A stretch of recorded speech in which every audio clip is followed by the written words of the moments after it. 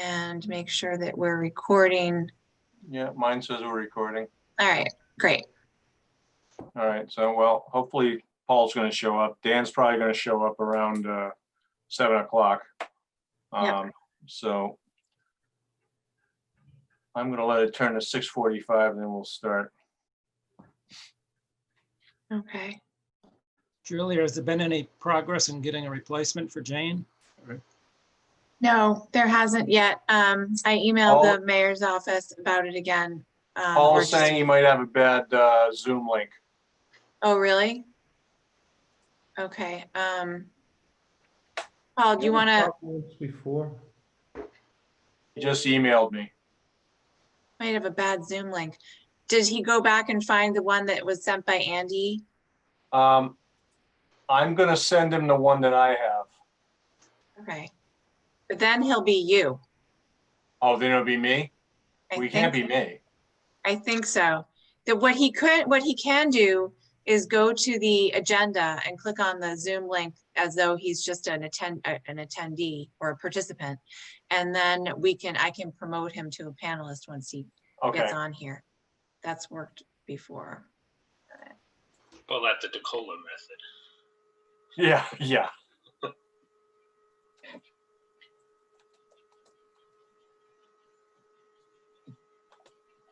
Yeah, that's the DeCola method.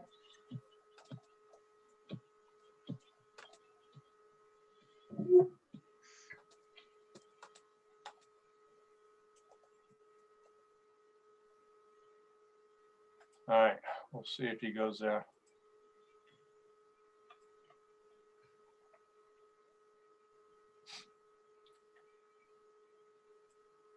Oh, one thing I can mention right now is Joe and I think it's Dan.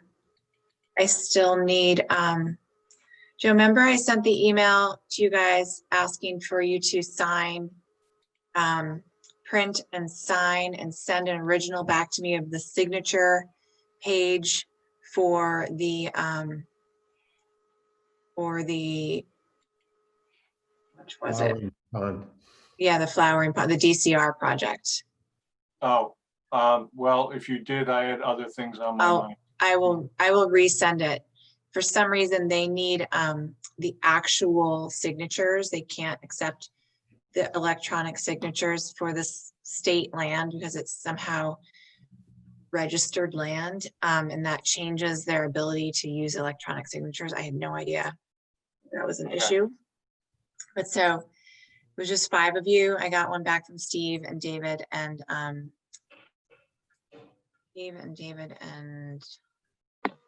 and Paul. Yeah, just resend that to me and Okay. I'll take care of it. All right. I expect Paul is going to be coming in at some point. I do want to get this party started. So I'm going to call this meeting to order. This is the Newburyport Conservation Commission meeting November 17th, 2020 on the Zoom platform, and this meeting is being recorded. First item on the agenda are the meeting minutes from way back on October 6th, 2020. I don't know if everybody saw that Gretchen sent an updated version of it. Is that the updated version? This is not the updated version because I think I had already left work. Did she mention what was changed in the updated version? Because I had one comment on these minutes. She did. She said she changed everything. Oh, she did. Oh, great. All the votes. All the just votes? Yeah. You She know, changed just all the votes and yeah. word, Okay. you know, just small word changes. Okay. So Gretchen, there was one comment I had, which was on, let's see. Oh, it was on, no, I'm not going to remember where it was. I'll just send it to you. It was minor. It was something very minor. I'll send it to you. Okay. I corrected things that were like just a word was out of order or something. It didn't change. I didn't change anything that was a substance. Okay. Oh, I know what it was. The commission issued, oh, it was on the, this is what it was. The comment I had was on the Reservation Terrace erosion update. At the bottom, the last paragraph, Steve Moore moved the concrete blocks should be removed at the time the super sacks are installed. It Mhm. should say Steve Moore moved to issue an emergency certification with the condition that the concrete blocks shall be removed. Okay. That was it. Okay. Do we have any comments or changes or additions?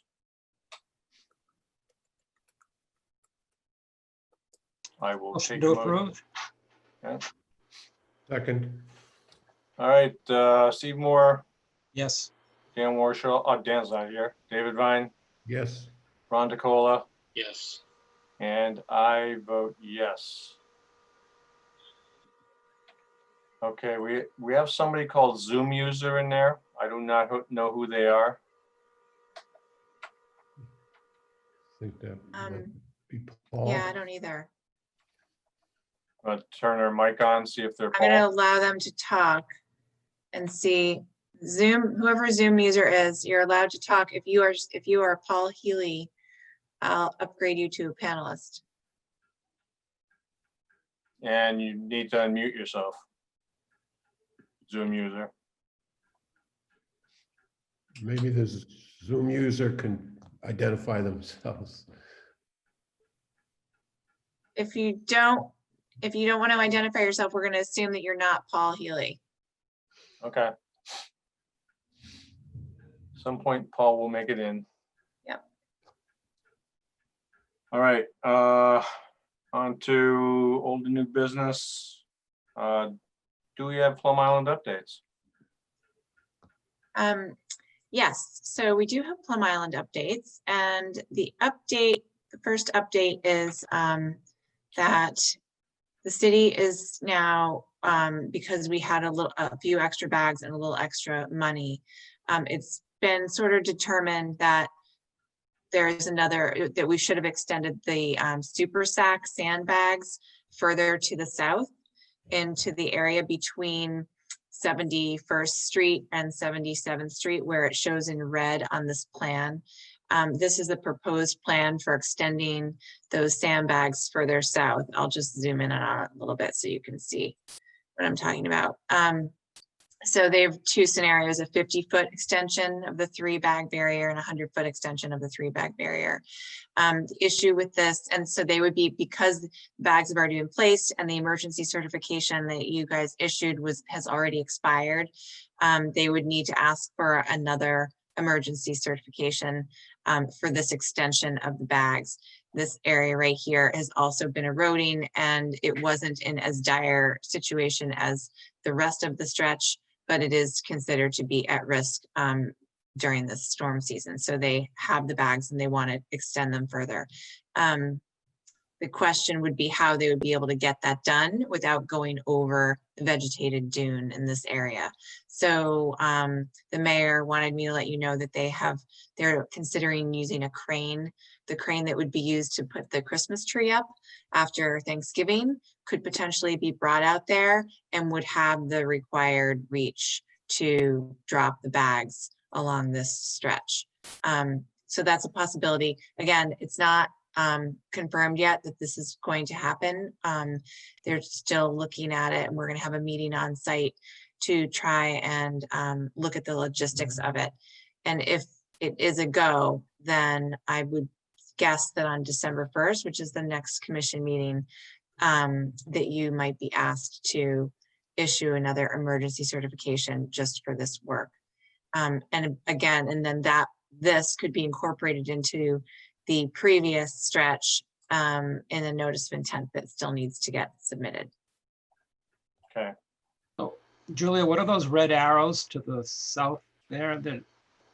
Is that pertinent? These red arrows, I believe that was sort of a sketch of their potential location for access. Yeah, each access, because this is where the 69th Street pathway is out to the jetty and out to the beach. And so they'd be able to maybe come in off of that existing pathway, but then they'd have to cut through and over this berm and then back down. And this berm on the downslope side is vegetated right now. And so that's, that would be tricky, which is why they looked at, and this is another alternative, coming further out and then down onto the beach where it's already sort of open and leveled off right here. Then they just have to go further along on the beach stretch, which is why neither of those is an ideal solution. So that's why they're looking at getting a crane and just being able to do it from Reservation Terrace. Okay, just one little update. I went out there today and I don't know who else has been out along Reservation Terrace, but where the illegal blocks were placed, there's, for some reason, there's a large old block that's vertical. And there are 2 of the illegal blocks on either side. Just as an FYI, I don't know why they haven't been removed, but clearly they're the same sort of blocks that were out there before. It's along that stretch right adjacent to 73rd Street, right? In here? Yeah, they're just one weird tall block, old block. And also there's going to be a, at least not here. Are we done with this? Yeah. Hey, Joe, before you jump, I know you said you were there. How are they looking and holding up? Oh, the bags look great. From where I was, I did not get out of the car. I just drove around there, but the bags are pretty high and it looks like a decent wall out there for them. Hopefully they don't wall. Oh, there's Paul. Paul's in the attendees. Oh, okay. All right, Paul. Hi, I'm gonna actually promote you to a panelist, Paul, right now. So I saw them from Salisbury on Sunday, and you could see them for sure. It's a big white line. yeah, they stand out. Yeah. So they're going to come to us with a notice of intent for the whole project? Is that the eventual? That's what's supposed to happen in a situation like this. They're supposed to come forward with an after the fact notice of intent. So, and that, I mean, I think that's important in this case to document any conditions that the commission wants associated with these bags being here, if any, just to get it right. Yeah, if they have to be removed or not, we'll discuss that, I guess. Exactly. Yeah, I was just wondering at some point, if the Army Corps ever does do the dredging, will they just consider dumping that sand from the bags onto the beach? I don't see why they wouldn't. Yeah, it would seem to make, well, it would add a whole bunch of sand and. Yeah, I mean, they bought the sand. They should at least leave the sand on the beach, right? Yeah, maybe it's something we can mention to them to put in the NOI or something that they'll just leave it. Yeah. Make life easier for them. So just removal of the bags themselves, but Removal of the empty bags. Yeah.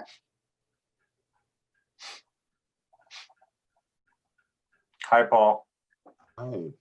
Hey, Paul. Little technical glitches. Mm-hmm. Okay. So we'll go on to item 2. Just one other thing on Plum Island. yeah. I believe there's a alliance meeting. right. In December sometime, right? 17th.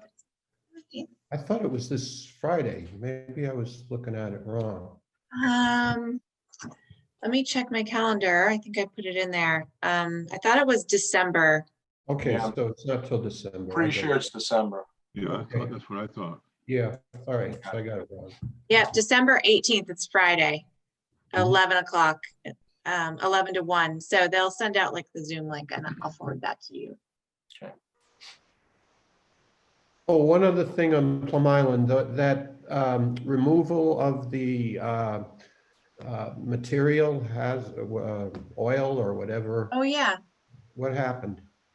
They got rid of the oil tanks. They removed them, and I'm sorry, I don't have. I'll email you all tomorrow. For those of you who haven't seen it, a fantastic photograph that we have a drone photo that shows the whole site of the old foundation and on all the metal and rebar and everything around it, and you can really see the foundation from this drone photography, and it's fascinating. And so we sent that photo to DCR and asked them if they could get rid of some of the metal out there that's on the beach, because it's kind of a public safety hazard. And you know, we didn't expect them to go in and remove this whole concrete foundation of the old building, but they said that they want to do it. So they're going to put together a proposal for you guys to propose removal of that foundation from the beach. And I don't know how they're going to do it, but we should be getting some additional information on that in the next few weeks as well. Yeah, it's amazing how much erosion has happened around there already, because the walls, the foundation walls have collapsed into the center. It's Yeah. the things that were sticking up like a foot or two a few months ago have already fallen over. Julia, Did we ever find out what building that was? I haven't heard like a definitive answer to that question, but I think everyone assumes that it was one of the old Coast Guard buildings that was there, Yeah. Yeah, and they moved seems everything like- back. Yeah, that's where those old photos showed it. Yeah, that's the only thing I can think of that would make sense. Yeah.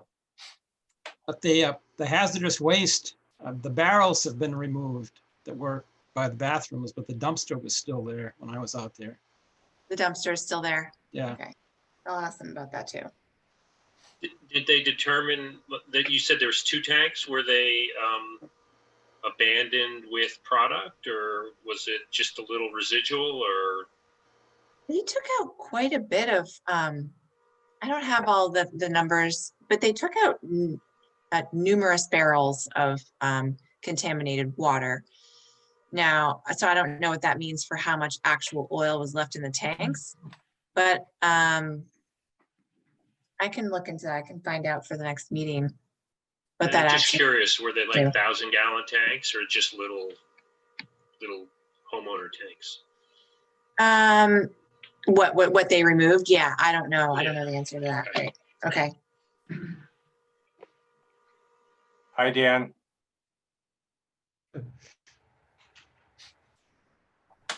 Your mic is on. There you How go. you doing? Good. How you doing? Here. Good. All right, the gang's all here.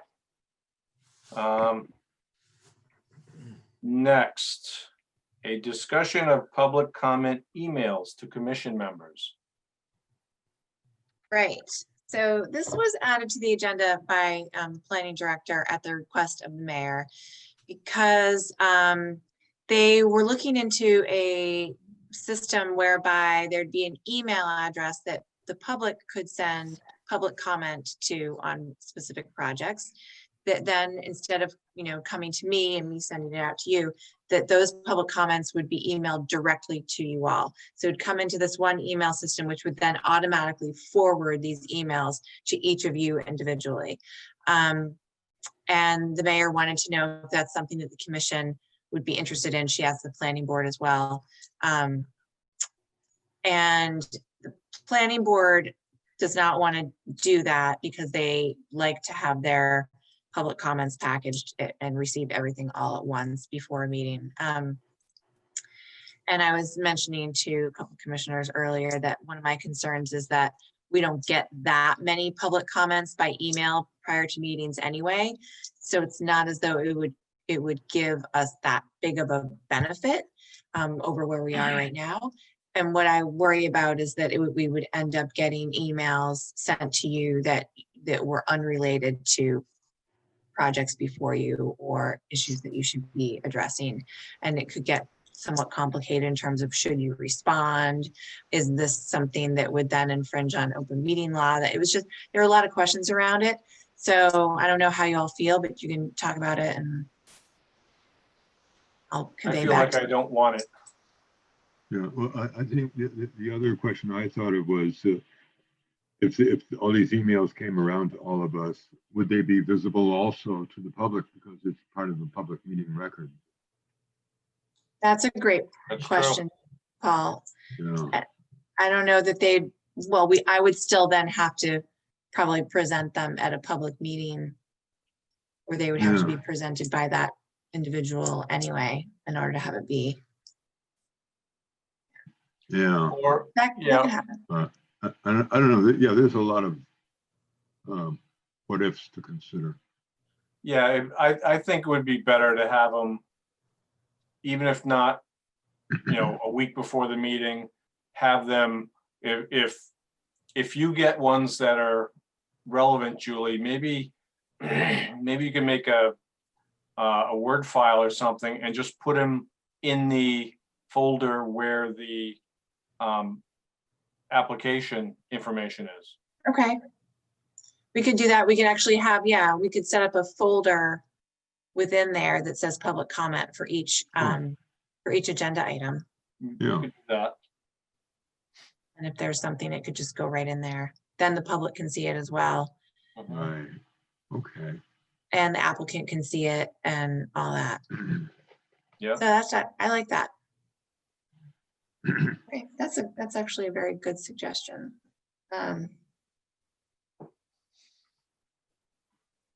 Okay. Yeah, I'd just be afraid of violating the open meeting law somehow if we all started getting these emails and, responded. I'm sure we'd get in trouble eventually. Yeah. It It would be so we don't easy to need do that. and we don't need people going nuts and complaining at us. They can, which is what I'm sure some folks would do. So. Right, I will bring that suggestion and your thoughts back to Andy and the mayor's office and see how they want to proceed with it. Okay. Good. That's what they want. They just want to check in with you guys and get your opinions. Okay. All right, next item is Evergreen Commons Port Place, 18 Boyd Drive updates. Yep, that's on the agenda, but since it was placed on the agenda just in the past few days, we received a request from the applicant to postpone this agenda discussion item to the December 1st meeting. So we're gonna just table this one. Yeah. As soon as I said it, I realized that they had asked to not talk about it today, so we shan't. All right, next item is Michael Riley and Lorraine Riley to Spofford Street, request for certificate of compliance. Yep, and to Spofford as well. We just received a request today to continue that to the second meeting in December, which would be December 15th. They're not ready yet. We had asked for a couple additional items for this request for certificate of compliance. They don't have that information quite yet, and they need this request for extension as well to be dealt with. So we would move both those items to December 15th. Okay. Okay. I think we'll need a vote on that one. Motion to table until December 17. Second, All right, Paul Healy, Yeah. Steve Moore, yes. Dan Warshall, Yes. David Vine, Yes. Ron DeCola, Yes. and I vote yes. All right, next one is Timothy Higgins, 284 Water Street, request for determination of applicability. Yep. Tom Hughes. I've unmuted you, I believe. Is there anyone else on this who you'd like me to unmute? I'm not sure who the. No, I think just me. Okay. So good evening, Tom Hughes with Hughes Environmental Consulting here on behalf of Tim Higgins. The Higgins' own. And Are you there? we lost Tom. Tom? No, he's not even in the list. Oh, no. I might be responsible for that because I just tried to promote him to a panelist so that he could There he share is. his video. Oh, there you are. Tom, are you there? Unmute yourself. There. So All right. you I promoted promoted me, you huh? to a panelist so that you could share not share your screen, but use your video if you like. Yeah, nice. I get to actually see you guys. Or actually, you guys get to see me. I can always see you guys. Yeah, so 284 Water Street. You may remember we did a notice of intent on this property, I don't know, 4 or 5 years ago for a connection between the house and the barn and some more substantial work at the time. I think it was in the floodplain. It's since been modeled out of the floodplain as part of the Lomar that got a bunch of the Shandell Drive neighborhood out of the floodplain. So if we can zoom in, Julia, I don't think, Yeah. unless I get screen control from you. Where do you Please, want me to zoom in? just right on this page, actually. If Oh, you okay. get in on Gotcha. the picture. Yep. So there's a little nook in the house that's created. I don't know if you can see this, like a bump out. Yeah, Right so here. there. They're looking at putting a 220 square foot 3-season porch. The porch will have a frost wall foundation, so there'll be some excavation. We can maybe flip now to the next page. All right. Okay, we all know where it is. I guess we can go to the photo. So It's right in here. yeah, that nook right there. All the excavated material is going to be put right into a truck, taken off site, and then when they're ready to backfill, they'll bring enough soil back in to do backfilling. We're not going to have any, major stockpiling on site. There will be a dumpster on site. And if we can go maybe to the next page, I'll just show you the floodplain. You can see how it wraps around and near the house, but it doesn't actually, the house is not in it. And if you go to the next page, that's actually the official FEMA map. And you can actually see the blue line is the limit of that Lomar that was done. I don't know if you can see kind of around it, you can see the big shape Yeah. there. Yeah, so that's the area where the floodplain was changed down on Water Street. And then if we can go to the next page, this is the site plan. And you'll see that the work, if we can kind of zoom into that area, Yep. the work is in the outer buffer zone to wetlands, which are located across the street, and it's in the outer riverfront. From the NOI filing, there was plenty of square footage left in the 5,000 square foot for a grandfathered lot. So it's not a riverfront numbers issue. We're just buffer zone. We're across the street from the wetland resource, and that tan line is an erosion control line that's proposed.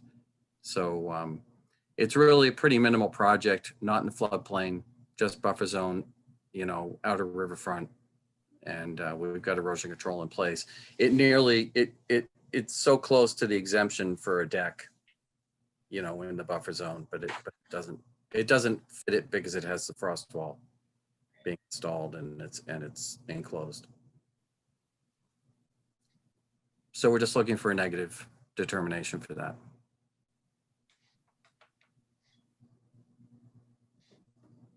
Anybody got any questions? Just a comment.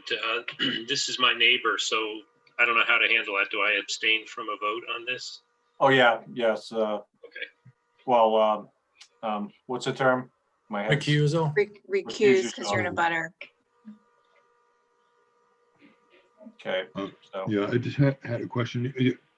The excavation you're doing there, I thought it was going to use the existing foundation, or what? I'm not sure what's being excavated. So it's outside the footprint of the existing house. So if you can see the, in the image right in front of you, Yeah.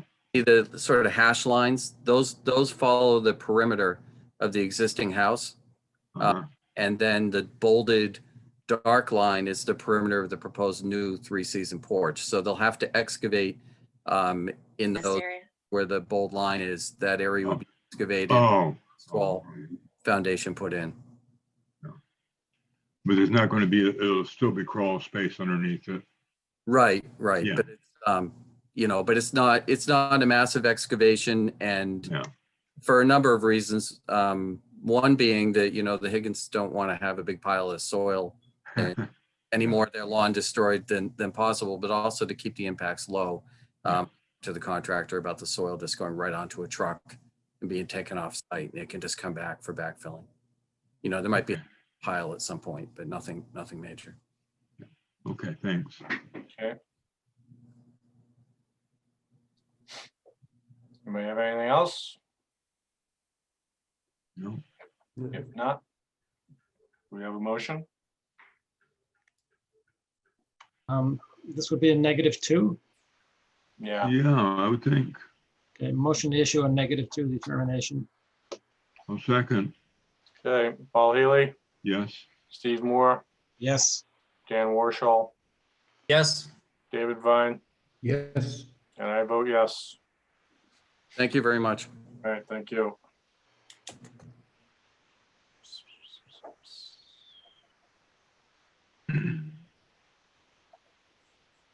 All righty. Ron, you can de-recuse yourself now. And next item is Jordy Vining, Clipper City Rail Trail, Phase 3, request for extension. Okay, so with this one, Jordy's not available tonight, and I told him that that was okay because it's just a request for an extension. And as you all know, this project was significantly delayed due to the contamination that was found outside of the wastewater treatment facility. And they had to revise the plans for the trail in that area, revise the shoreline treatment, and do all that decontamination, get funding for it, et cetera, new permits. So so they're looking for a 3-year extension in order to complete that segment of the rail trail. Okay. Is there any kind of a schedule that they have as far as when they're going to complete it? I see they say it'll be constructed in 2021, but I was curious when they were going to come back. Yeah, that's a good question. I don't know if I mean, so right now the trail is open through there. So they've done the remediation. They've backfilled the excavated area with the clean fill and the gravel, and the trail is now open. The shoreline is stabilized with the riprap as was allowed for that construction phase, for that remediation phase. And I'm assuming that, yeah, like when maybe weather conditions in the winter are okay and maybe they need more funding, I'm not sure of the details, but I'm assuming that they'll start working on the remainder of that piece in the spring. It is something that we just got $1 million from the state in a grant under the municipal vulnerability preparedness grant program. So that's to elevate the pathway in that location, which is also going to be protective of the wastewater treatment plant from sea level rise and storm surge. So it could also be that this next section of the work is waiting for that funding to actually, be appropriated and passed through to the city. Yeah, the reason I bring it up is, I mean, walking it frequently, it's not exactly the best surface that you're walking on. And if it's something that, is going to take a long time to do the construction because of funding or whatever, I would have probably suggested to Jordy or questioned whether there could be some kind of an interim thing that was a little bit safer. But if they're looking at getting a contractor, that probably means they're closer to actually starting the work, because he does say that. Do you mean, David, because the path surface is so uneven? Yeah. I mean, yeah, I'd there's agree with rocks and, Yeah. it's not a good surface. No, it's not. Okay. Yeah, I'll ask Jordy what his time frame is and if they can do or are planning to do any interim treatment of the surface for accessibility. Okay. Okay. Anything else? Need a motion? Motion to issue a 3-year extension for this project. Second. Okay, Paul Healy, Yes. Steve Moore, Yes. Dan Warshall, Yes. David Vine, Yes, Ron DeCola, Yes. and I vote yes. Okay, can I get a motion to open the public hearings? Actually, Joe, I've got a revised agenda up here. Oh. I think I emailed you guys, but it didn't make it to the online agenda. 34 Francis Drive, request for certificate of compliance. Okay, Came up, it's a certificate of compliance that was actually issued for the same order of conditions back in September, on our meeting on September 1st, at the request of the owners of 10 La Valley Lane. Now the owners of 34 Francis Drive need their certificate of compliance for that same order of conditions. It was the Kelleher Pines subdivision order of conditions associated with strictly with roadway and utility work. So it doesn't actually apply to house lots, but somehow this OOC got attached to the deeds of the individual house lots, and now they all need this certificate of compliance because the houses are selling, etc. We've seen it before, but in this particular one, it shouldn't have even been applied to these deeds. And in September, we dealt with it by issuing a complete certificate of compliance for the OOC, for the Kelleher Pines subdivision, hoping to tie this thing up so that other future homeowners wouldn't have to come in and ask for the same certificate over and over again when we've already done it. The lawyers looked at that. Lawyers for 34 Francis looked at that. They took it to the registry. They tried to see if they could make it work, that certificate we issued in September, see if they could make it work for this property. They're having trouble getting those details worked out on how that would get done. So because they need to close, they asked if you could just issue another certificate of compliance for the same order of conditions, but just specifically referencing 34 Francis Drive rather than 10 La Valley Lane. So that's what I did. And I'll show you, this is what was issued back in September. It was for 10 La Valley Lane. This is the electronic signature sheet on September 1st. And this was the order of conditions. For some reason, the registry doesn't want to accept this certificate for 34 Francis Drive, even though it's the exact same. I'm sorry, this is similar. It's even though it's the exact same one. So in any case, just need to vote again so that I can issue another. okay, Okay, motion to issue a certificate of compliance for 34 Francis Drive. Second. all right, Paul Healy, Yes. Steve Moore, Yes. Dan Warshall, Yes. David Vine, yes, Ron DeCola, Yes. and I vote yes. And that signature on signature line does not look like mine. You can read it. I'll try to do better next time, Joe. Yeah, just put a scribble there, please. All right. Now can I get a motion to open the public hearings? So moved. Second. Paul Healy, Yes. Steve Moore, Yes. Dan Warshall, Yes. David Vine, yes. Ron DeCola, Yes. and I vote yes. First item is Dan Grabovac, 758th Street, notice of intent. Hey, good evening. Tom Hughes with Hughes Environmental Consulting. With me tonight, Eileen Graff and Dan Grayovac and Lisa Mead, who did the zoning hearing, is also, I believe, in the Okay, meeting. I'm gonna promote them all to panelists as well, just so Okay, that great. everyone can see who they are. So, so it was Dan, Eileen, and Lisa, right? Yeah. Correct? Yep. You still want to control the screen, right? Yes. Okay. So the property at 758th Street is, it's in the V17. It's currently developed almost all the way around. There's really two areas of decent vegetation. And if we go in on that picture, you can see, if you look at the right-hand side of the house in the picture, or from the street, the left-hand side, there's some nice, so the opposite side, right in there, there's some nice American beach grass.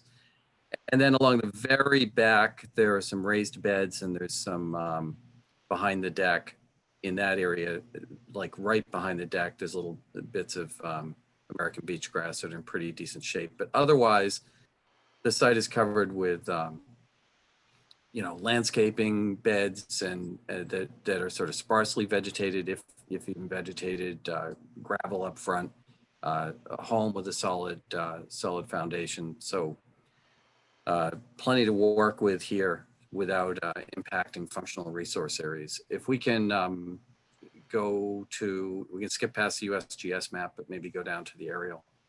The only thing with these aerials that are taken early spring is you don't really see the vegetation all that well, but you can kind of see those areas are also on this, and you can also see how well developed the lot is. Go to the next one, you can see the floodplain. This is in the VE 17. You can see the little pin, which is roughly in the location of the property. It's definitely in that VE 17. The next one is the pictures of the site. So here you can see, the entire street front is basically gravelled along there. Plenty of parking areas. You can see the planting bed to the right of the house, sort of a lot of mulch and a few plants in the top center. And then on the right, you can see that well-vegetated area with an at-grade walkway that goes out to the shed. And then in the bottom left, you can see the deck that's in the backyard. Bottom right, you see the fire pit area, which is also in the backyard. And in the, in the bottom center. In the bottom right, you can see the really well-vegetated area that's between the shed and the street. So now if we go next, it should be the site plan. So the proposal is, and if we can zoom in on the plan part of it, the proposal is to tear it down and build a compliant home up on pilings, to try to consolidate some of the impacts, do clamshell, clamshell patio in the back, and clamshell walkways, gravel walkways, to try to come up with a compliant, more compliant system. Generally, the major improvement here is the elevation of the structure up on piles. There is a slight increase in vegetation, but there's not a lot of vegetative impact from the project. If you look sort of up and to the right of this, you should see the impact table. Oh, okay, hold on. So if you just sort of scroll over to the right. Oops, sorry. Yeah, you're almost there. Right. Okay, right there. So the lot coverage actually gets reduced here, the building. And if we can zoom in a little bit more on the table. Mhm. Okay, I think that's better. All right.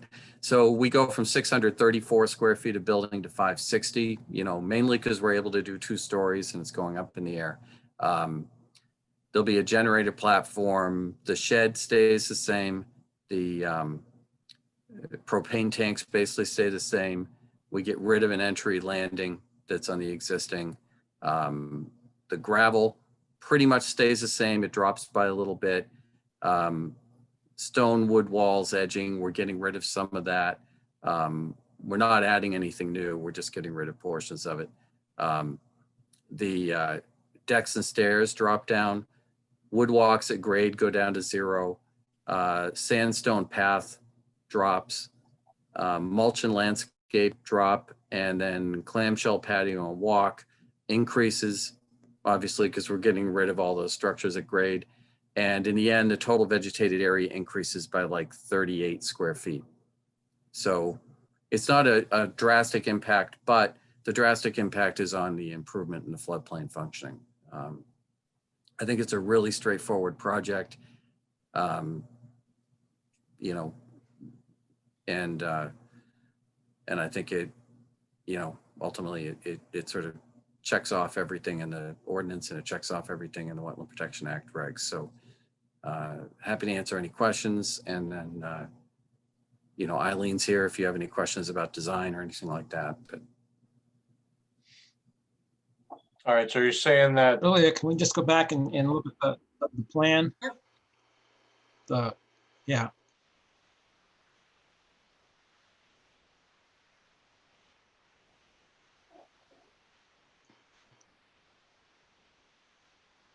So during the construction phase, the beach grass that's to the right of the house, that nice, that won't be touched in any way, or? you know, I mean, it's a small lot, so there may be some impacts, but you guys have a standard condition and it's a standard part of a project that if anything's damaged during construction, it would be replanted. You know, I'm going to be advising the contractor. It's mainly the pile driver that tends to have the most impact on vegetation like that, but I'm going to be trying to get him to stay out of there because, you know, it adds expense in terms of the, you know, to the client in terms of having to replant it. But it is an area where I think it would be pretty easy to replant. Yeah. And one of the things to note at the bottom, I didn't really point this out, but where the clamshell patio is proposed, we also formalized this sort of deer trails that go through some of the vegetated grass to get to the garden, elevated garden platform, sort of raised bed type things. And so we tried to formalize all the path work on site so that we didn't have anybody sort of going astray, to better define sort of paint on the ground where people are walking, which is why you see that little T go down, and that it also gives you another route to get over to the shed because that tends to be a place where people have been walking to connect over. Tom, is the parking going to be underneath the building? Yeah, I believe there is parking under the building. Proposed garage floor at elevation. So if there's parking under the building, my question is, why are you leaving the existing driveway over to the side to remain? It looks like it's an area that doesn't even access the parking underneath the house. Right. I mean, currently there's a lot of parking space in front of the building. And since we had very little vegetative impact with what we were proposing and we end up still increasing it, you know, parking is always a shortage on Plum Island. So, you know, we weren't looking to sort of give up parking capacity. And essentially you're adding parking capacity. You're probably doubling parking capacity. Yeah. Although people don't tend to always park under the building all the time. It's a lot easier to park outdoors, and then they'll pull in when they want the shelter, or maybe when the car is going to be in for a bit. But you know, again, since we had the numbers, as you know, it's people are always trying to find a place to park, and if you get visitors, there's no place for them to park. So we're trying to, you know, give them as much parking as we can while still complying with the regs and complying with the performance standards. and what about the fire pit?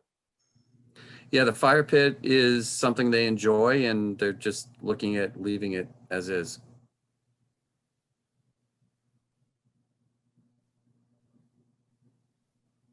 Can we go back to the pictures and take a look at that one that shows all the parking in front of the house? Yeah. If you go up one page. Yep.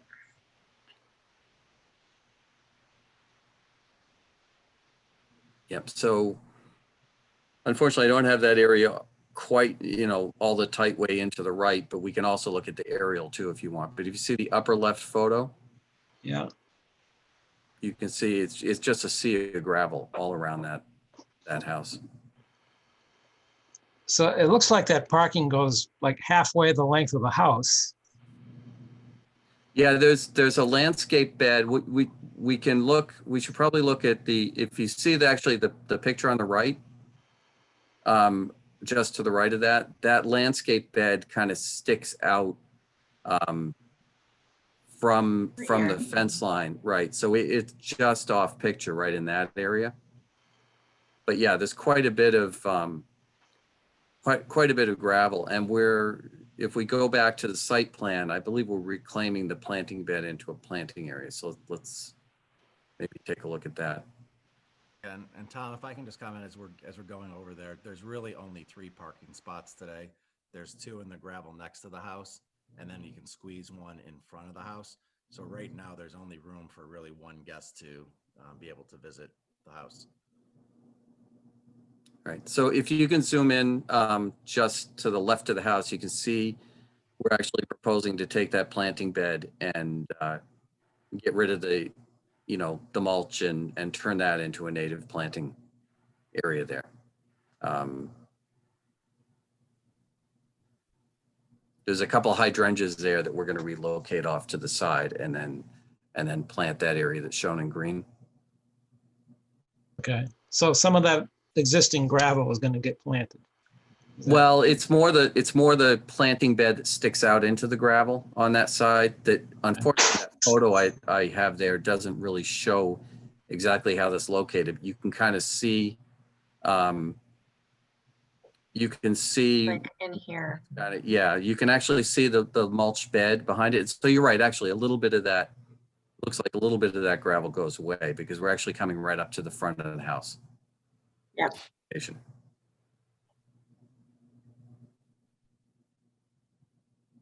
Could you explain how they get to park under the garage? I'm a little lost here. Are they going underneath the deck? Oh, no. So I think what you're seeing is, and it does get confusing sometimes when you're looking at the overlay of proposed conditions versus existing. There's planting beds in front of the house that are going away. If we can go back to those photos for a second and look at the front of the house. I think what you're seeing is that edge bed right there. Yeah, So that's not going to be there anymore. They'll basically be pulling in under the house.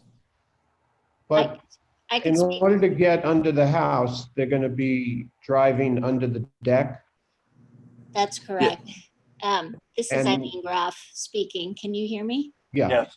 Okay, so it is confusing. You could see a dark line where the dimension line of 23.1 is defining, and that's the front edge. That dark line is defining the front edge of the first floor level. So the front 3 piles would be in the perpendicular direction. Well, that direction too, as Julia is pointing out, but then there, as you follow that. So that's the first floor level. But up above that is a proposed deck coming off the second floor, and that's the lighter line, thank you, that it's showing there, that up at a higher level, you will get this overhang. okay, so it's not at the same level as. You can, Julie, scroll down to see the profile. Yeah. Oh, so that should be the second floor. That should say second floor deck, actually. Yeah, but you can see. Oh. Thank you. So that would be the second floor deck. Yeah, okay, I get it. So I got a question. Does anybody else have an issue with that fire pit, concrete block fire pit? Well, it's existing. It's not new.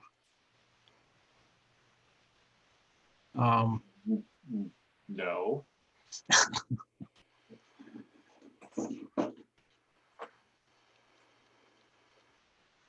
Well, I'll take silence as a no. Right.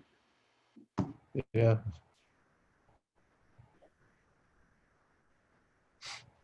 We can move on.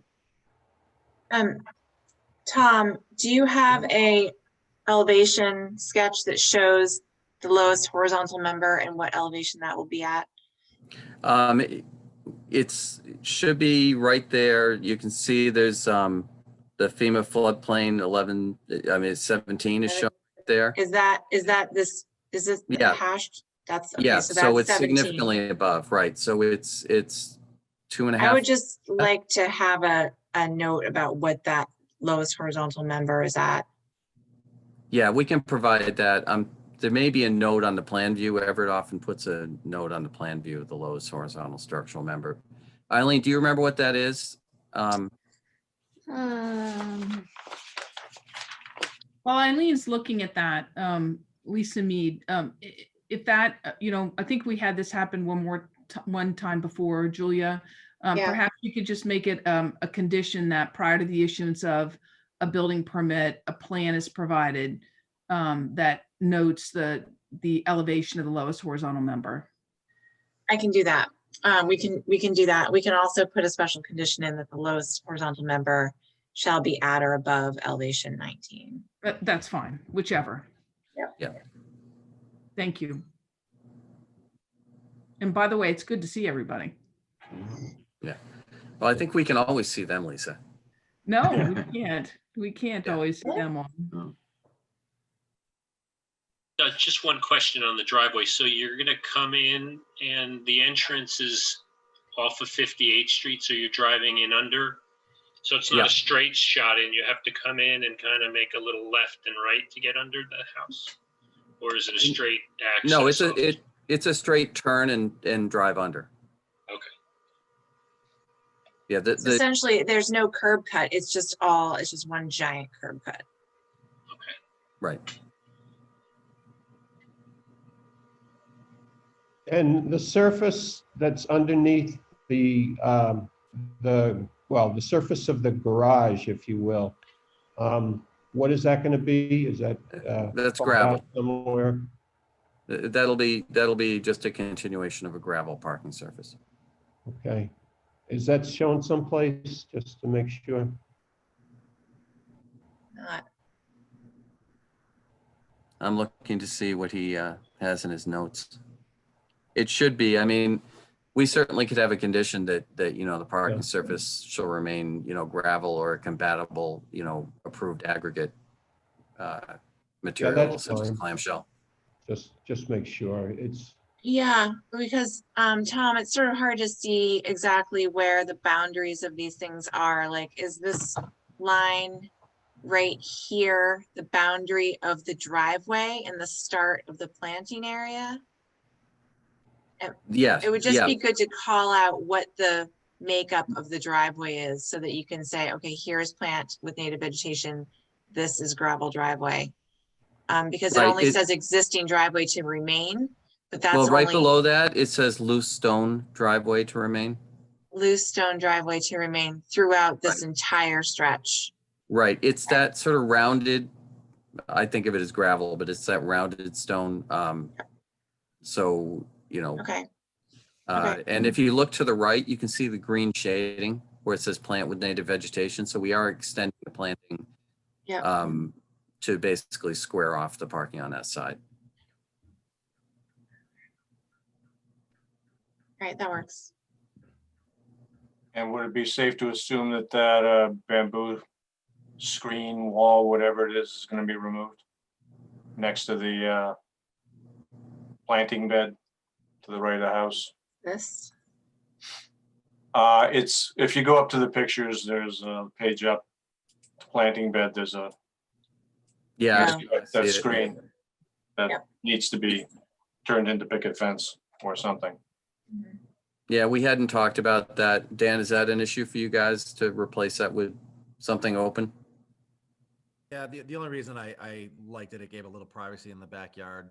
So when we're entertaining or hanging out back there, but I'm amenable to doing something that is more compliant. Yeah, maybe we could talk about maybe putting some, instead of just American beach grass, maybe we can put some bayberry shrubs in that planting area and that would give you some vegetative screen. Yeah, I think there's natural ways to accomplish the same goal. So, yep, totally Right. fine with that. Okay. So we could have a special condition that requires that fence to be replaced with a compliant fence. Right. Mhm.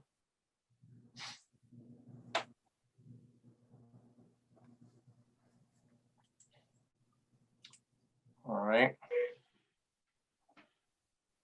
Do we have any more questions? Oh,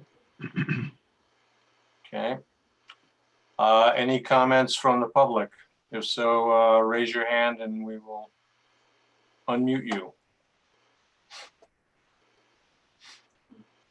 Well, I'm not seeing any. So what do we want to do? I'll make a motion to close the public hearing. Second, Paul Ely, yes. Steve Moore, Yes. Ken Warshall, Yes. David Vine, Yes. Ron DeCola. Yes. I vote yes. All right, thank you. Thank you very much. Yep, thank you very much. All right, next item is Eileen Bockoff, 13 Basin Street, notice of intent. Hey, good evening. I'm Hughes with Hughes Environmental Consulting. With me tonight is Lisa Mead, Eileen Bockoff, and possibly Rachel Harris. I'm not sure if she was able to join us or not.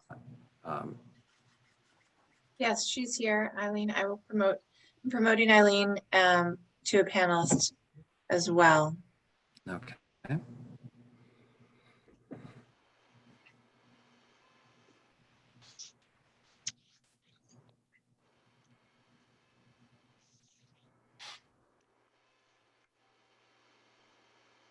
Okay, Okay. Tom Hughes with Hughes Environmental Consulting. If we can zoom in on this picture, you may recall we actually came to the commission for an informal discussion on this property. This is a property where it's within the VE 17. The grades in the front of the house are around 12, and the first floor is not much higher than 12 on the house. And Eileen's husband has been suffering from Parkinson's for 17 years. And hang one second, Tom. Yep. Eileen's still muted and She is. Okay, let me fix that. Really? I Oh, just see her in okay. the attendees Yep. area.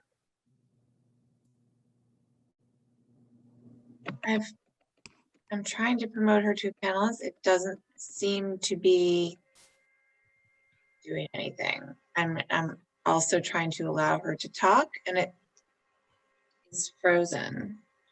Oh. So let's give it a minute and I will keep. It's not doing anything. Maybe Eileen, if you can hear us, if you want to close out and come back in, maybe that'll reset something while Right. Tom is talking. okay. All right, so you may recall we talked about how to make an entryway that allowed her to get her husband in and out of the house without having the door wide open for 5 minutes and trying to get a wheelchair in. And we evaluated a couple different options, and based on our informal discussion and generally the preferences of the project team as well, we settled on an option that is towards basin rather than off to the side, because it's sort of shielded or sort of sheltered a little bit from the floodwaters by the existing solid building. So if we can go to, not the next one, that's the map. You guys all know where it is, the one after that. So you can see the front of the building is almost entirely, other than just the very edges, a gravel parking area. Again, it's sort of that loose stone surface. If we go to the next page, you can see this was actually the alternatives that we looked at with some site photos in it.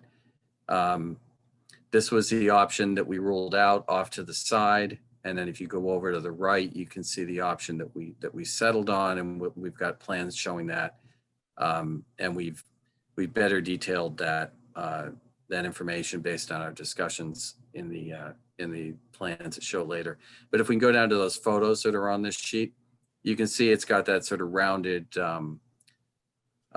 stone surface. So our proposal also includes replacing a large amount of that. I think we say that up to all of it would be replaced with clamshell because we think clamshell would be a better surface for a wheelchair because it lays flat on each other rather than, apparently it's, if Eileen's on, I'm sure she can confirm this, very difficult to push the wheelchair through that stone. No, I would guess it would be if you don't have big tires. Yeah, no, I mean, some of these people with these rounded stone driveways, I mean, they look pretty, but I've had some not too far from this site where, I've had to get in 4-wheel drive to get out of them because the tires just push right into them. So if we can go to the next page.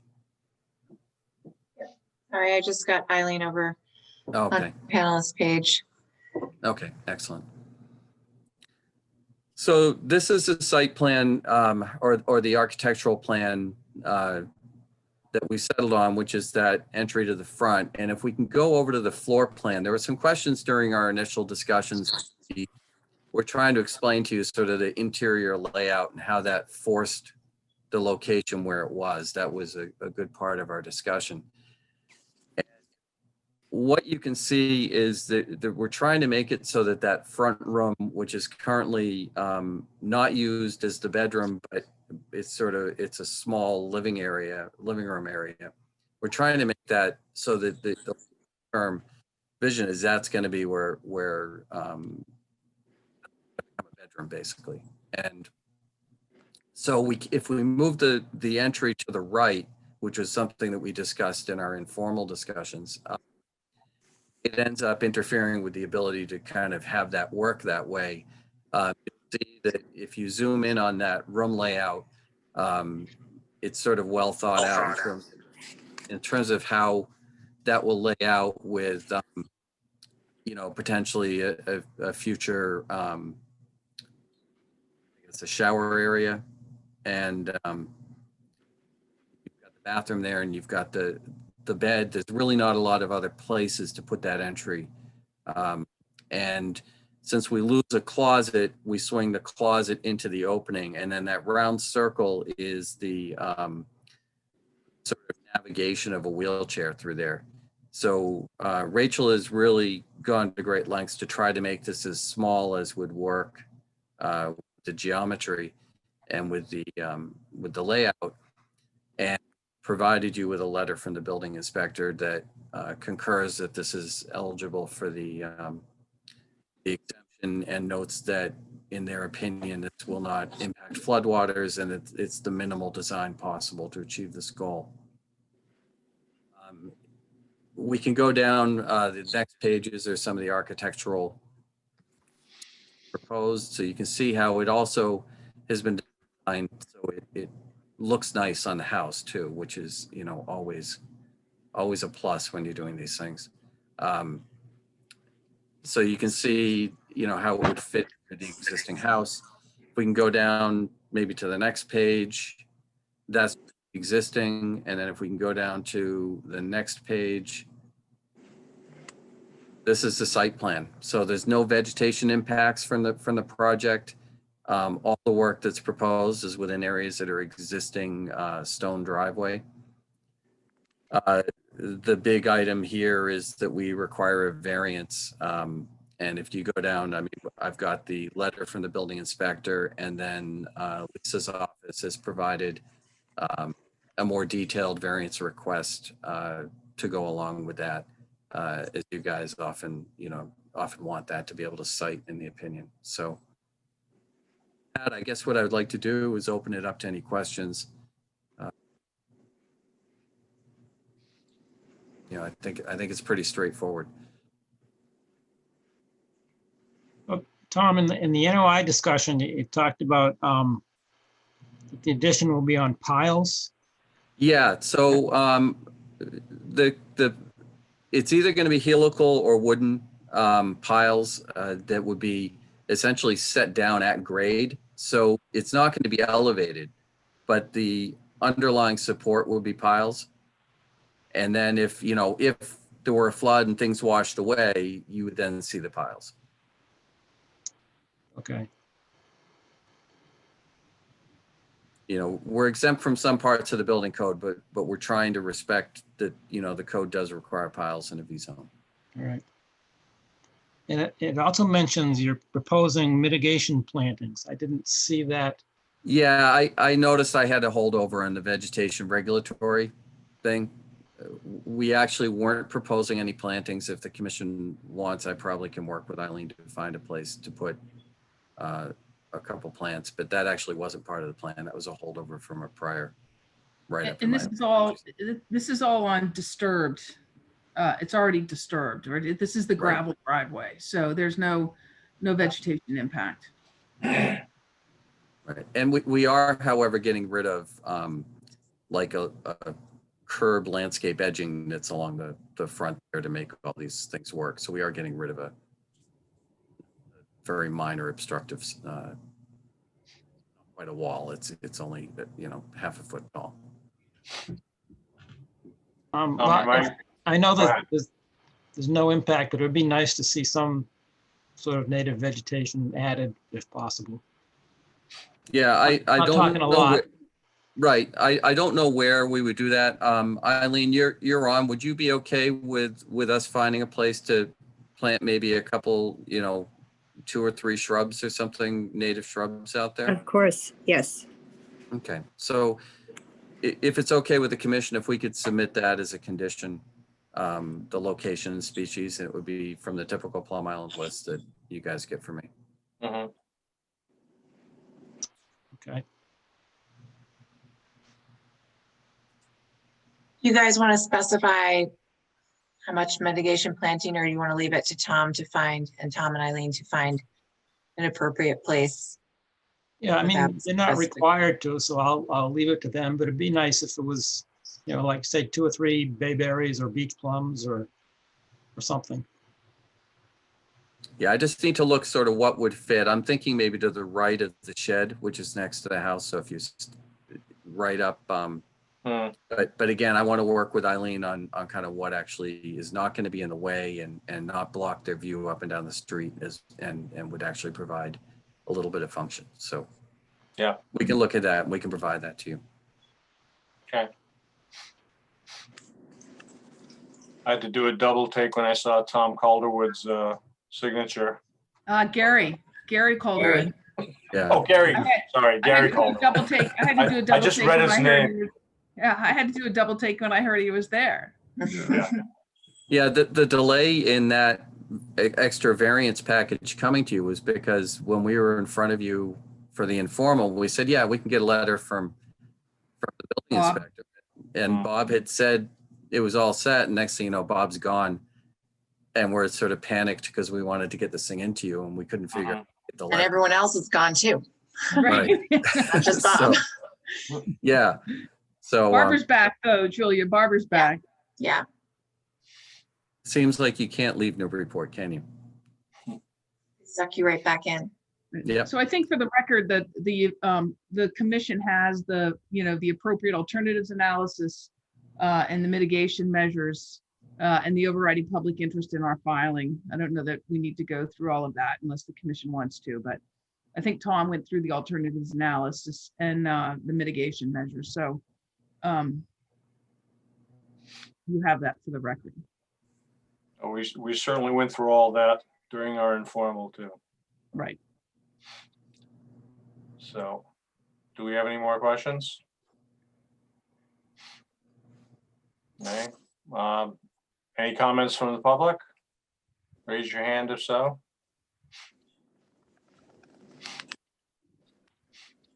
I do not see any. What shall we do? Make a motion to close the public hearing. Second, All right, Paul Haley, yes. Steve Moore, Yes. Dan Warshaw, Yes. David Vine, Yes, Ron DeCola, Yes. and I vote yes. Thank you very much. do we want to do anything further on the variance as far as, or is that vote? Do we need to vote on the variance, Julie? I think you should vote on the variance now, and then do the order of conditions after. Okay. Motion to accept the variance? Second. Paul Haley, Yes. Steve Moore, Yes. Dan Warshall, Yes. David Vine, Yes. Ron DeCola, Yes. and I vote yes. Thank you very much. Yeah, Mr. Chairman, can I just ask one thing? That the contractor has asked if there's any chance the commission could allow either administratively or at risk for him to just install the 2 piles. It would be done, it's either wooden piles installed by auger or helical pile done by spinning, and so it'd be minimal ground disturbance. And he's concerned about, getting a frost that would then delay things later. And we would agree that if anything happened with the permitting, they would be removed. What are you asking, Tom? I'm confused. Whether during the appeal period, whether we could, it's the process of installing the piles that would support this. I mean, that's at your own risk, because it is, the appeal period is what it is. It's not, Right. I don't believe it's actually my job to give anyone permission to start anything during the appeal period, when it's not the commission's ability to do that either. Yeah. So, Right. What we would like to do is not have an enforcement order come out. If he started to put the piles in and then, during the appeal period, that's the issue. Obviously, if it's at risk, we understand that, but I would go out on a limb and say that we're not going to go after. Yeah. thank any you. of All right. Thank you very much. that. Okay. All right, next item is Clausen Sue Kazier. Hopefully I pronounced that reasonably well. 19 Francis Drive, notice of intent. okay, we need Mary Rimmer for this one. So Mary, I'm promoting you to a panelist. Is there anyone else on? I'll also promote Sue. Okay. Hopefully that will work. Great, thank you. See if I can get my video going.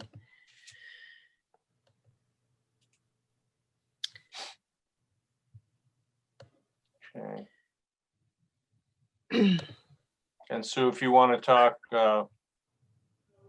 Sue and or Klaus, unmute yourself if you want to talk. Okay, thank you. Mary Rimmer will do the presentation for us, so we'll just join as needed. Okay.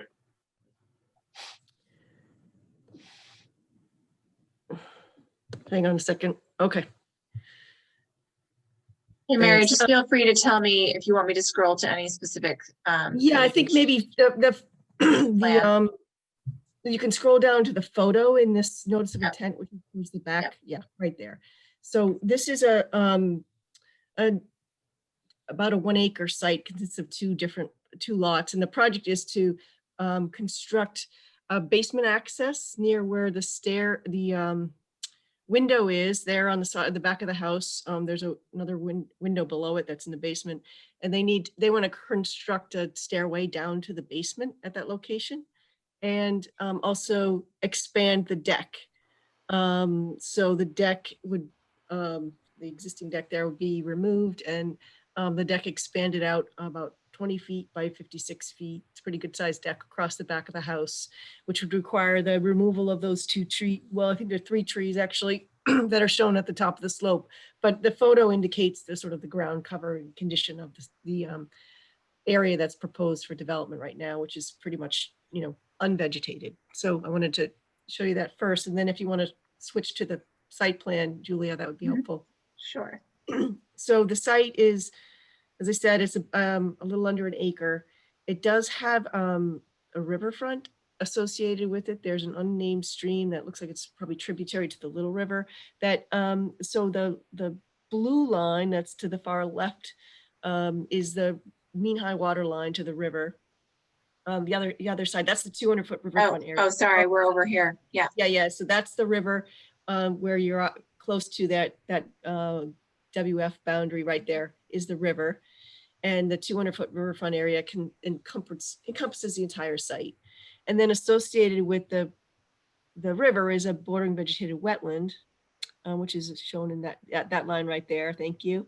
Forested wetland there, and the 100-foot buffer zone extends all the way to the sort of southeastern corner of the site. So that actually the buffer zone is Oh, all the here. way out there. Yep, The 100-foot whole buffer site. zone right there.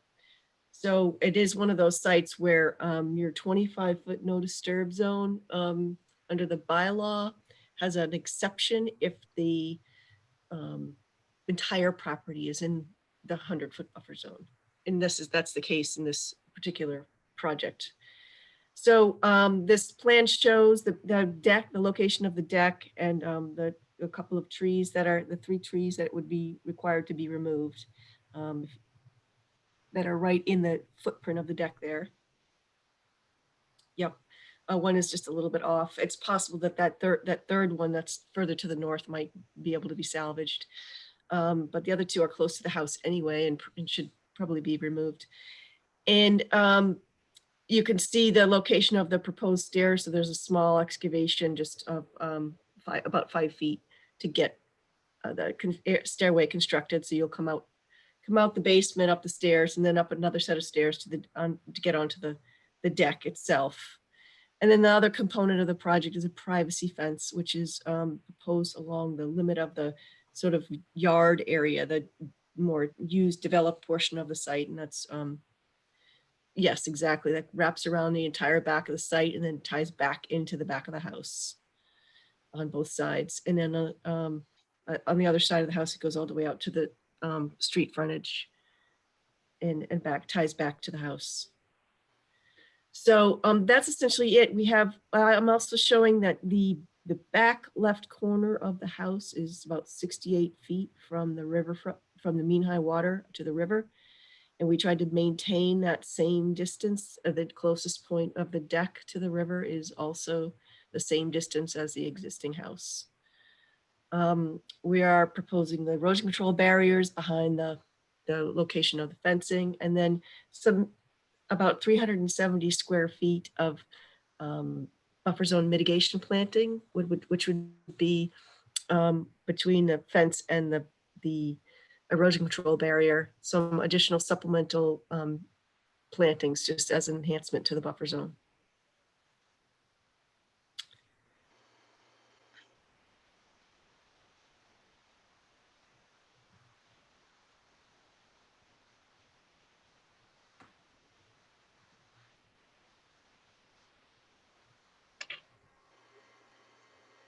So are that supplemental planting, is that going to include any trees? We were proposing shrubs because there is already sort of a overstory there. So it would be understory, which is kind of limited along that side, that back slope there. We could include trees in another area of the site, maybe, into the left side of the house there. Yeah, I would, Mitigate for some of those trees that are taken down. yeah, I would very much like to have Mhm. at least 2 trees, Mhm. or 3 if you take out 3 of them, because those are big trees Yeah, they are. within a 25-foot no disturb. And Mhm. I personally wouldn't have an issue with adding several trees in the 25-foot no disturb to the left there. On the left side there. Does that sound okay to you, Klaus and Sue? If you're there? Yeah, we just had to unmute us. Yeah, that absolutely. We're fine with that. Okay. So what is the width of the existing deck? Right. The existing deck is, it's not showing very well, is it? 11 by 14, is that what Yeah, it's? it's about Or 14. 11, 9 by 14? Yep. Okay. Yeah, it's going to be 20 by 56.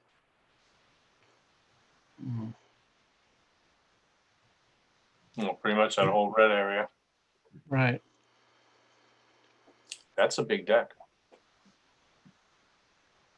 Yeah, they asked me to, to show the maximum size that we thought might be able to be allowed in that area. They wanted a good sized deck. We have a little bit of wiggle room if the commission is a little more comfortable with something a little bit less wide. Well, I would certainly prefer something less wide if that 14-inch tree could be preserved.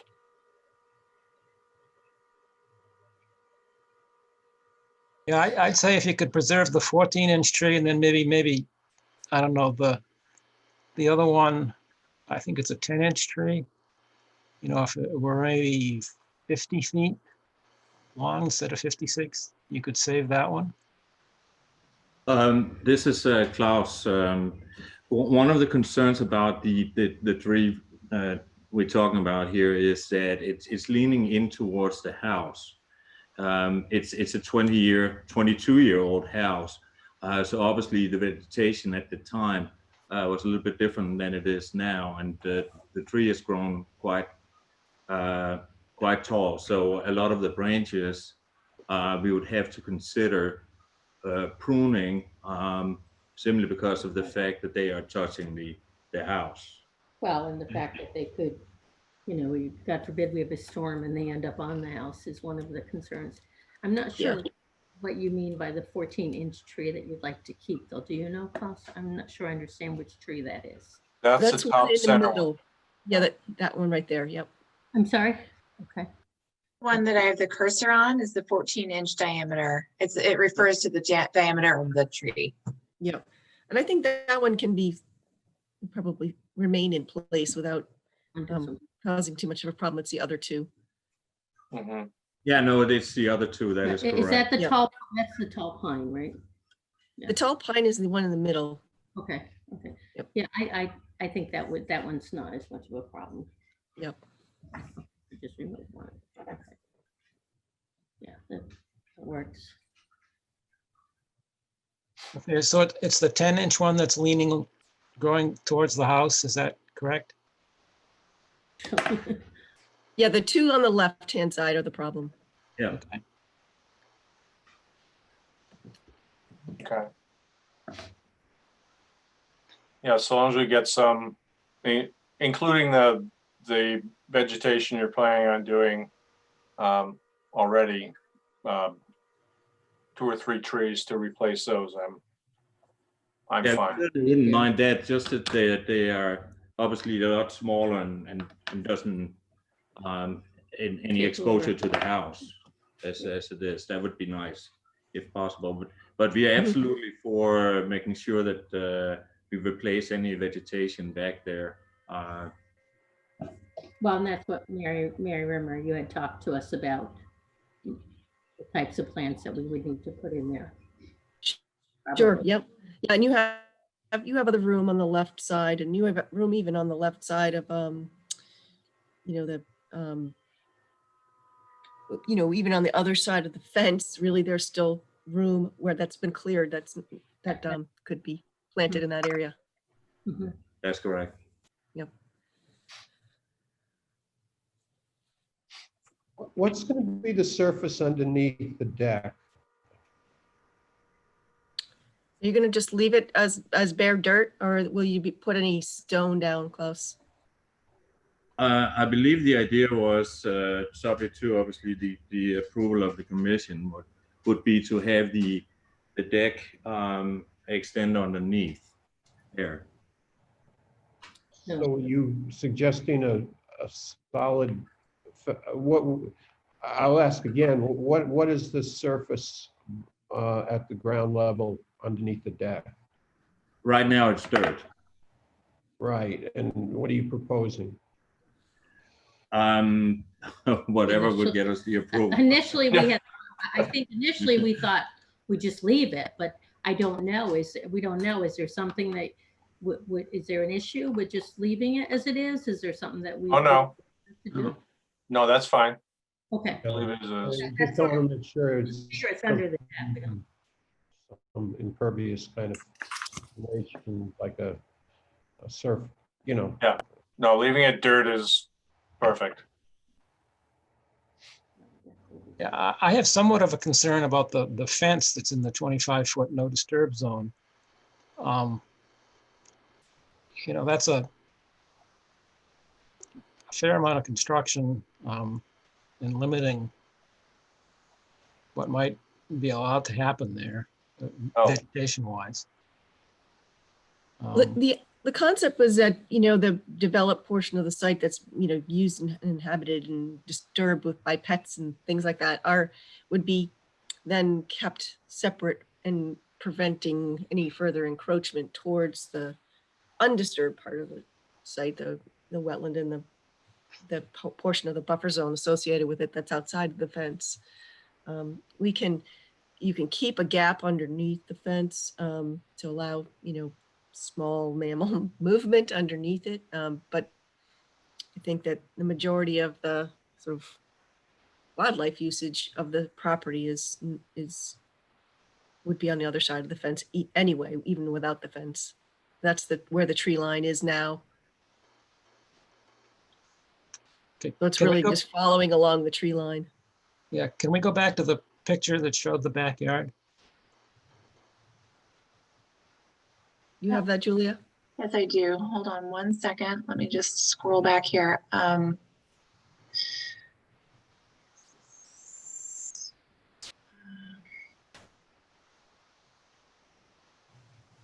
Sorry, this is taking me a while. I'm trying to get the thumbnails.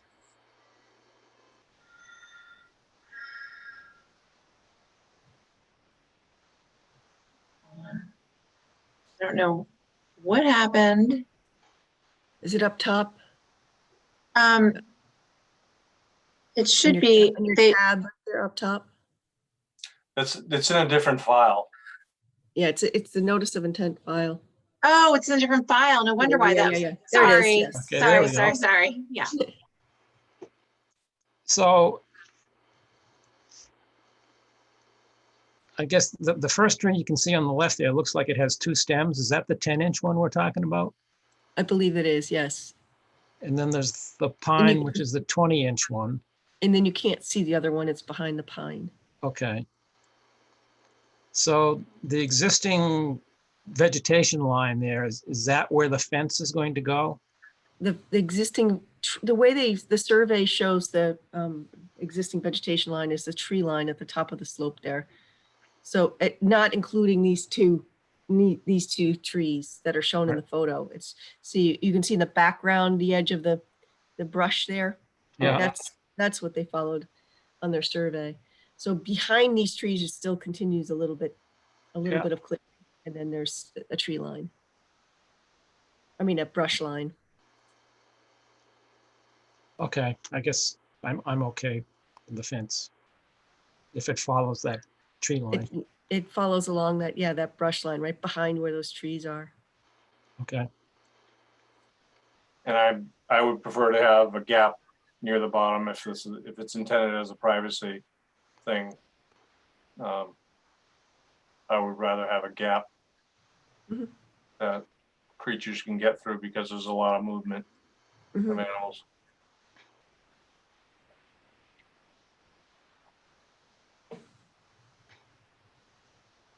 In the deck, it says it's a ground level deck. Does that mean it's going to be lower than the deck that's there now? Are you going to drop down to the ground level, or it's two levels, so there'll be an upper level that I believe, if I'm understanding correctly, your plan, Klaus, it's the upper level is similar to the deck that's there now, and the other level steps down. Yeah, in very Yes. broad terms, it's basically extending what the existing is. It's obviously going to be a replacement, but extending that out and then bring it down to a ground level at the rest of the deck.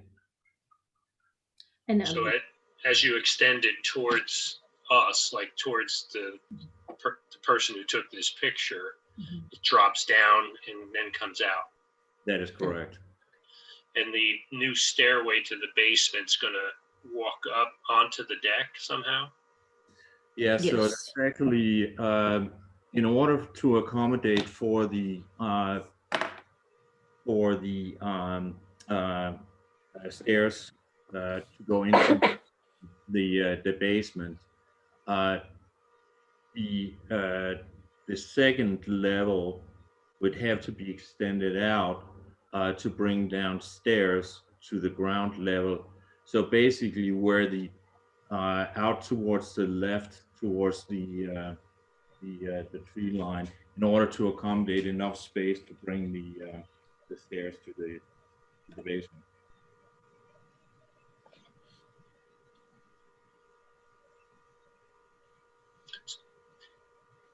So this is like a full stairway down.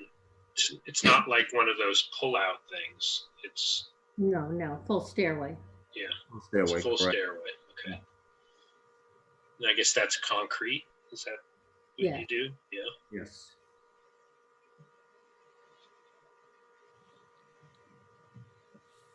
So a fair portion of this new deck is going to be at ground level. Is that correct? That is Yes. correct. Okay. That gets back to the question I was asking. It sounds like it's at ground level and you said it's concrete? No, the stairs will be concrete. Okay, and what's the deck? The deck is gonna be, not wood, but that, whatever that, I think it's called, I forget what the name. Rex. Track decking or something. Yeah, A some kind of composite. Composite, yeah. composite. Like a patio, only it's a composite wood, plastic type surface. I'm sorry, I didn't hear what you were asking. It's like a patio. It's not really a deck, but it. So it's a deck that goes down, and yeah, it probably is more like a patio than a deck in that way. It would be decking, just, be same material that we'd use for the deck, but then it would come down. Okay, and above it is, it's just open. So any water that was coming down would just go between the deck pieces and drain through? Matter of fact, one of the things about this is actually an incline down towards the stream. So any water that would, the concept of the idea is to actually be able to drain it that way. But that's the concept of it, yes. And the stairwell will collect water. There's no cover over it, right? No, there would have to be, we've talked about a cover. Yeah, there will be they're little proposed to awning. be a cover on it, Almost like an awning over it to protect that. because otherwise it would require a drain, obviously.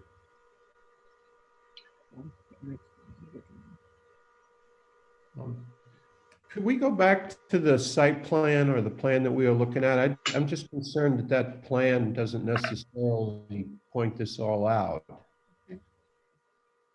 Didn't we put the awning over it? Thought we did.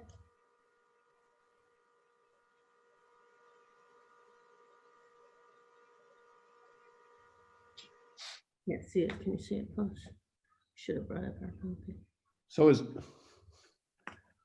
okay, so everything, I guess That's coming up to the lower level.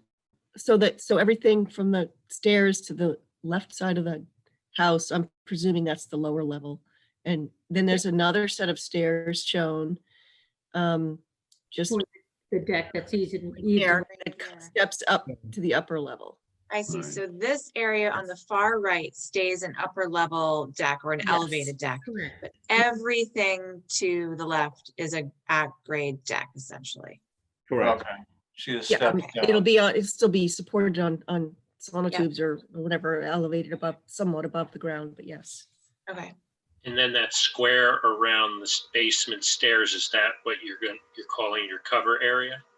Yeah. That's just the kind of the limit of temporary construction disturbance to create the stairs there. So that's, Okay. So you're gonna build out the house to cover the steps? Is that Like a roof almost. Yeah, a little hip roof. got it. And this is gonna be what, put on sonotubes? I'm not sure. that's my understanding, yes. Yes. I mean, you could just put a bulkhead over those stairs instead of putting a roof.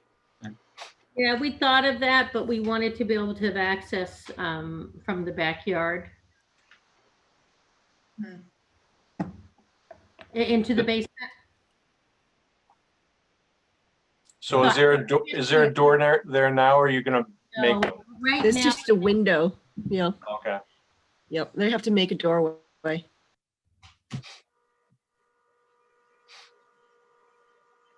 And that'll be hand dug, I guess, down. I don't know. Klaus, he asked about dig. I don't know if it would be Probably a small little. Small excavator, tractor, I would yeah, think. okay. Yeah, small Yep. excavator? yep, And that can make it in there and around the house and Oh, yeah. yeah, there's plenty of room there. Yeah, I've seen a bunch of tiny ones running around Newburyport recently. Yeah, What else is there to do right now, right? But work on your house. everybody's working Exactly. on their houses.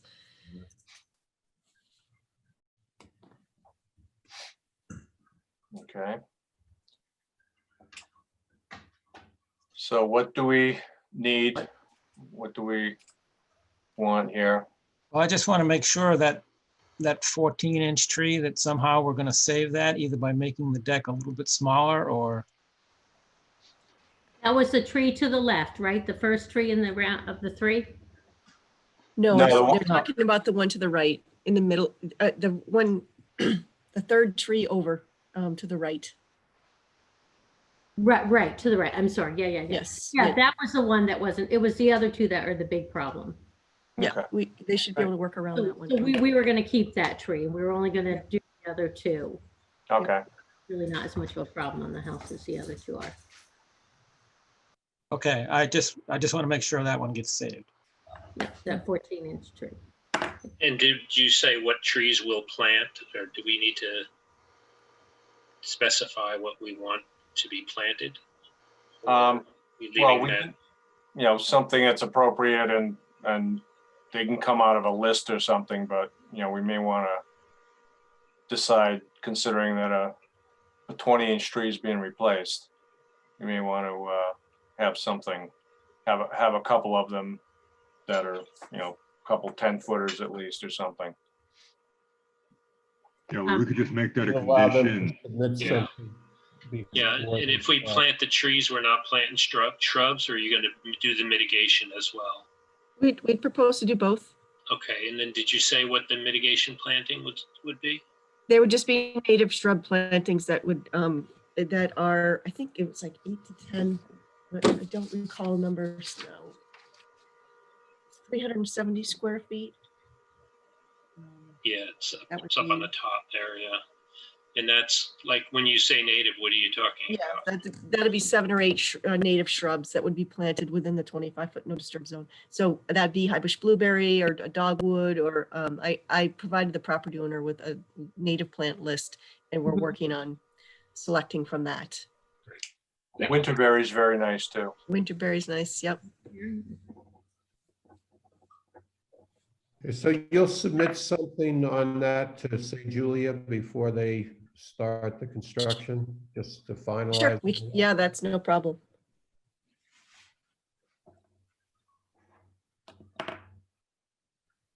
Why don't we say a total of 8 shrubs and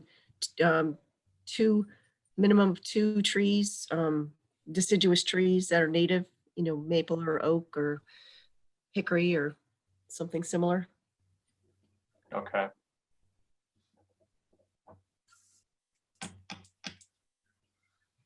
Okay, so a minimum of 8 shrubs and 2 deciduous native, minimum of 8 native shrubs and 2 native deciduous trees shall be planted on site, and a plan to be submitted to the commission prior to start of work, something like that.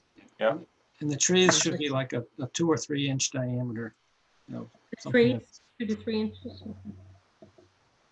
Yeah, at minimum. Would need equipment to plant a tree that size, so you'd need the excavator to Yeah. put in a tree that size, yep. Yeah, you'll have one there. Yep.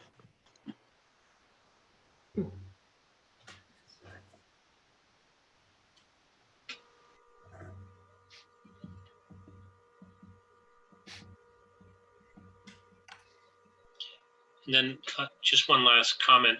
You may have said this and I lost track of the conversation, but the fence, you said you're putting a fence in as well? Yes. And that's all hand? Or are you going to go in with equipment to Whatever do that? the fence company, however they, So minimal disturbance though, yeah. right? Yes. One comment, you may need some sort of a variance for an 8-foot high fence. The max is 6 foot. So I just put in a new fence a couple of years ago, and the requirement's 6 feet. Okay, we'll check with the building inspector on that. Okay, thank you. Or just keep it at 6 feet. Yep.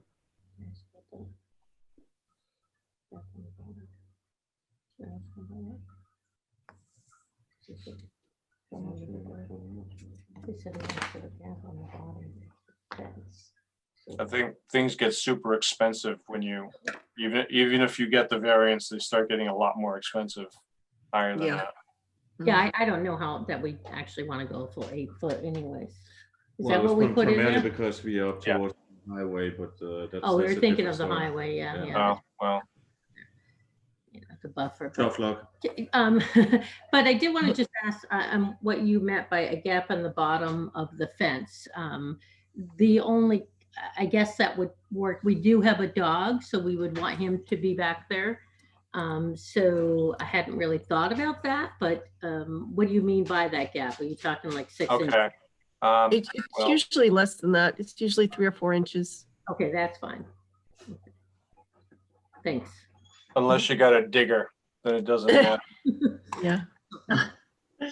Or the runt of a litter chihuahua. Yeah. Mhm. Our dog is not a runt, unfortunately.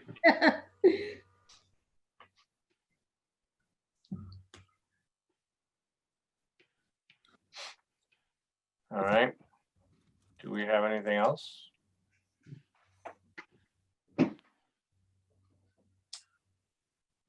Set here. All set, okay. Any comments from the public? Raise your hand if so.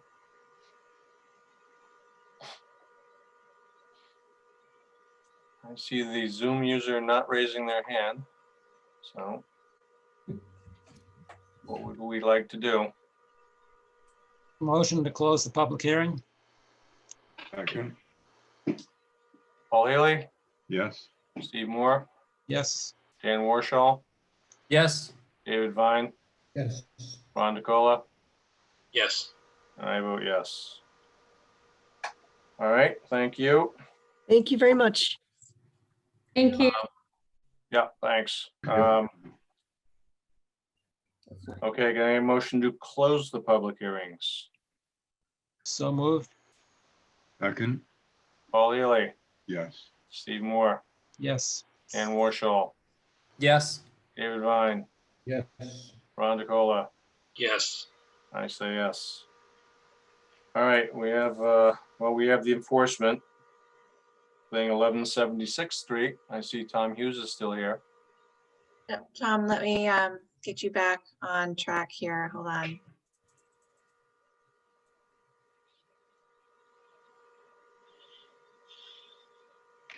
I'm in Zoom no man land right now. Show up in a minute. Zoom purgatory. Yeah. Transporting over. There he is. Unmute yourself, Tom. Okay. Yep, done. All right. Here we go. Video doesn't seem to work, but that's okay. Oh, there we are. Here you are. All right, so I wanted to update the commission on where we're at. We've got the existing conditions survey, and now we have, and we're still just going through to vet this one more time. But if you look at the pane on the left, that is the existing condition, and the one on the right, I believe I've got that right. If you can zoom in, Julia, down below is the This is the pre-existing. yeah, so that's the pre-existing condition. And I wanted to just share with you some of the photos that we went through in the process we went through to come up with the pre-existing condition. And then we're going to be going through this And now basically proposing from the existing condition how to then make it compliant from what the pre-existing condition was. So, so there's some obvious changes. You can see the front entryway is changed. There was an at-grade boardwalk that we can see in various on-ground photos, and then we digitized off aerial photographs. And then some of the on-ground things, Everett was, the surveyor was actually able to count boards and figure out dimensions in some of the on-ground photos.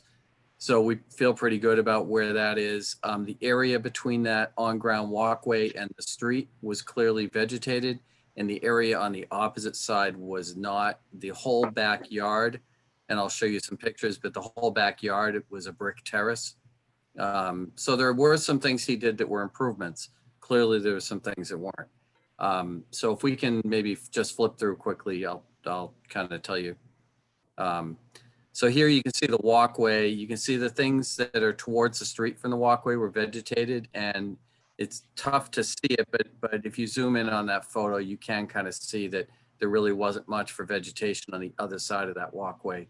And it's, you know, it's not absolute. There's like a shrub in there and maybe a couple wisps of things, but there's also a couple of areas on the street side of the walkway that maybe weren't 100% vegetated, but we're basically treating everything on the street side as vegetated and on the other side is not. Just, we know the numbers will work out that way. We go to the next picture. So there is from the back deck, and you can see that whole backyard was a brick patio, solid surface. He did remove that, and that's now all gravel, but you know, so there is a slight improvement there in terms of getting rid of all that solid surface. These trees are also gone. Right. So there's, you know, but there's sort of arborvitaes and not really functional stuff, but we can talk about replacing them with something that's native. And What about the taller ones on the left? Are they still there? I'm not 100% sure. Now that you say that, I don't think they're so. gone. I think they're gone, but I have some photos that I could bring up if we want to look at that, but yeah, I mean, I think it's captured in the site plan. I think Everett's got all Okay. that shown on the site plan, Okay. but that's the kind of stuff we're vetting through right now, is just the last minute detail. And there's one area where there's now a well to where there's an entry to the basement, and it doesn't appear there was a well before from some photos. So we need to just clarify with the client, you know, what are we seeing in this picture, and did you add a well? Because if you did, then we got to undo that, right? So there's a couple little things like that we're trying to figure out. If we can maybe just go. Is that big tree still there? Oops. Again, that I don't know without looking at the plans, but that's the kind of thing that we will, when we file the NOI, we'll have all that completely worked out. I think that's shown on Everett's plan as gone, but I want to go out and I've got some photos from when I visited the site and just go through all that.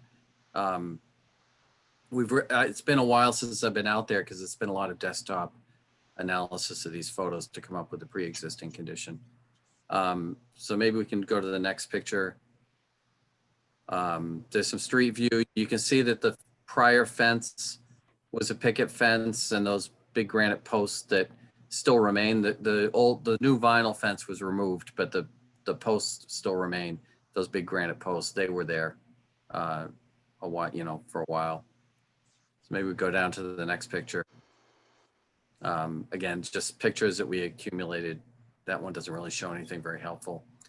So this is just a street side image. Again, you can see that kind of from the walkway towards the street, that area was pretty green.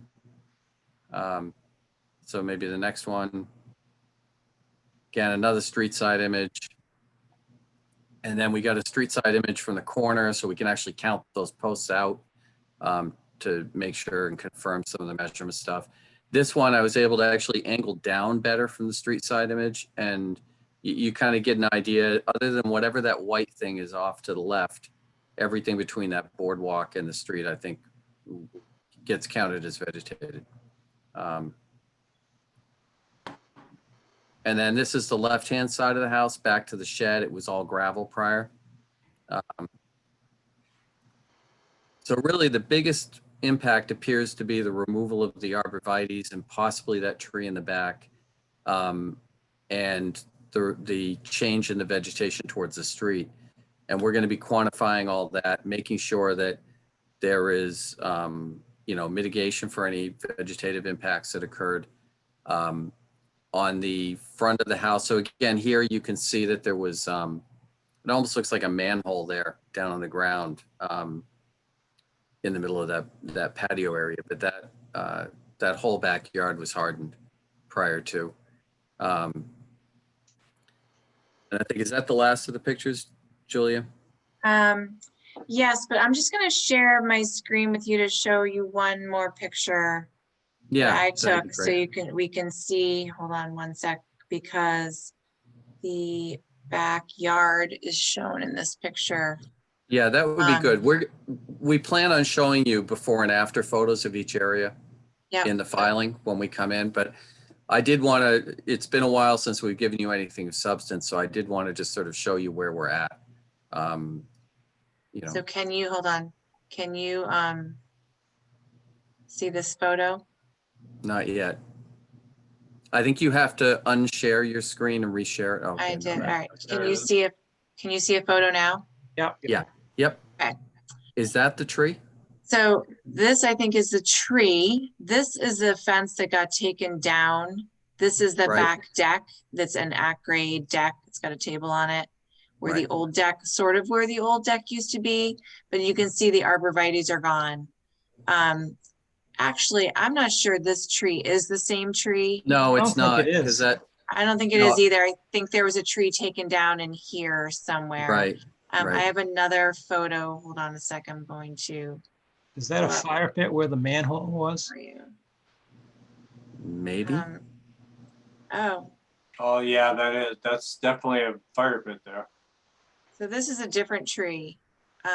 It's still there. Yeah, there was a tree in the corner towards, what's that side street there? Is that Overlook?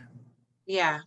Yeah, I think there was a tree in some of those older images that was over on Yeah. that side too. Yeah, so we will document, what trees are gone, what vegetation is gone. And so you can see fence is gone. But some plantings did get put back in, but now I've got to get, accounting of, are any of those, problematic plants?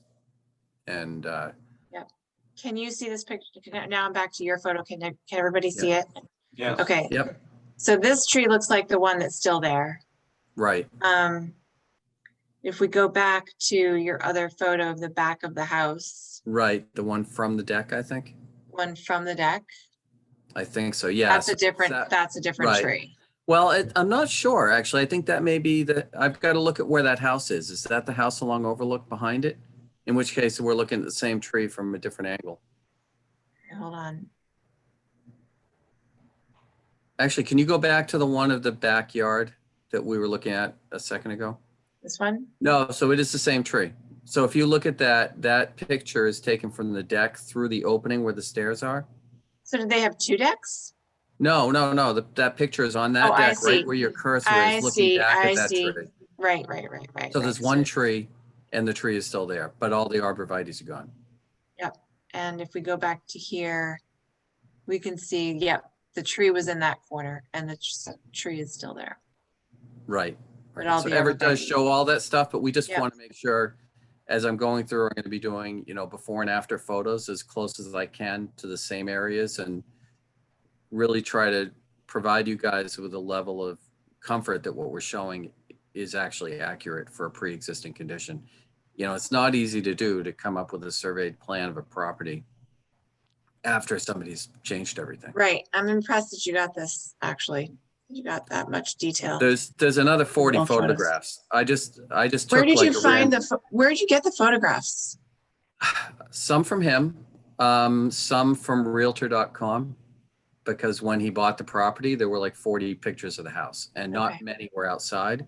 Yeah. But somebody took a picture of the deck to show what a beautiful deck it was. and captured part of the backyard. So, we just did all that stuff, a lot of aerial photographs. The 2020 MyMap is helpful in some stuff. The 2019 orthophoto from USGS is helpful in other things. It's just because they're done at different times of year and different years. But we've just been going through a lot. And what I plan on doing is giving you guys substantial amount of information on how we came up with it beyond what I just did right now as part of the NOI filing. And then we're going to try to undo any of the things that you would not have permitted. You know, and there's certainly some stuff out there that's pretty obvious you wouldn't have permitted. And on the one hand, it's kind of a shame for Mr. Condon, because had we come into you guys with a site in that condition with NOI, I mean, I think you guys would have been fairly relatively liberal on what you allowed, given what would be coming out. You know, all of that brick patio coming out is, you know, is a good thing. It's a lot harder when you do it after the fact. So.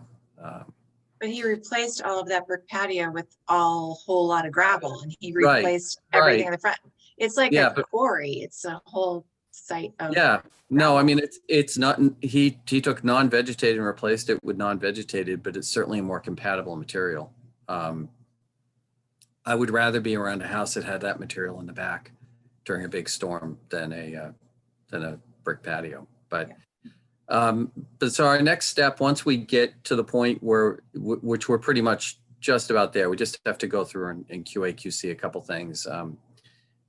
Then we're going to start working on the NOI plan. And what I'd like to do is send a draft to you, Julia, before we file, to make sure that that you're in agreement with the general approach. And then we'll come in and file with the commission with that. And then you could amend the enforcement order, once that's done, to provide whatever deadlines you want for that work to get done, as well as maybe put in conditions in the order. So are we talking the second meeting in December? Well, your deadline for that's next week, right? Yep. Yeah, so I think we may be talking first meeting in January, but I think we can have a draft plan that we could share with the commission by the second meeting, and or even the plan that we can share with you guys under the enforcement agenda, while we're filing it. Okay. So you're planning on getting me an NOI I for, guess the next step in my thing is, we do have the Thanksgiving holiday in there, but end of next week-ish, possibly beginning of the following week, I plan on getting you a draft plan to go over with us so that we can incorporate your feedback into that to finalize it. okay, but Tom, I don't feel comfortable. I can't tell you what I think and then have that be something that I don't speak for the commissioners, so I don't really want to be understood, responsible but for advising this. Yeah. Well, it was more, and that's fine. It was more to make sure that in your, initial view, you feel that we've addressed whether it's an adequate addressing, whether. I'll take a look at it, but I'm not going to tell you what to change or not change, and then have that be something that goes to the commission for their, you know what I mean? I can't. Okay, I was just hoping that if you looked at it and said, oh no, that absolutely needs to change, then Sure.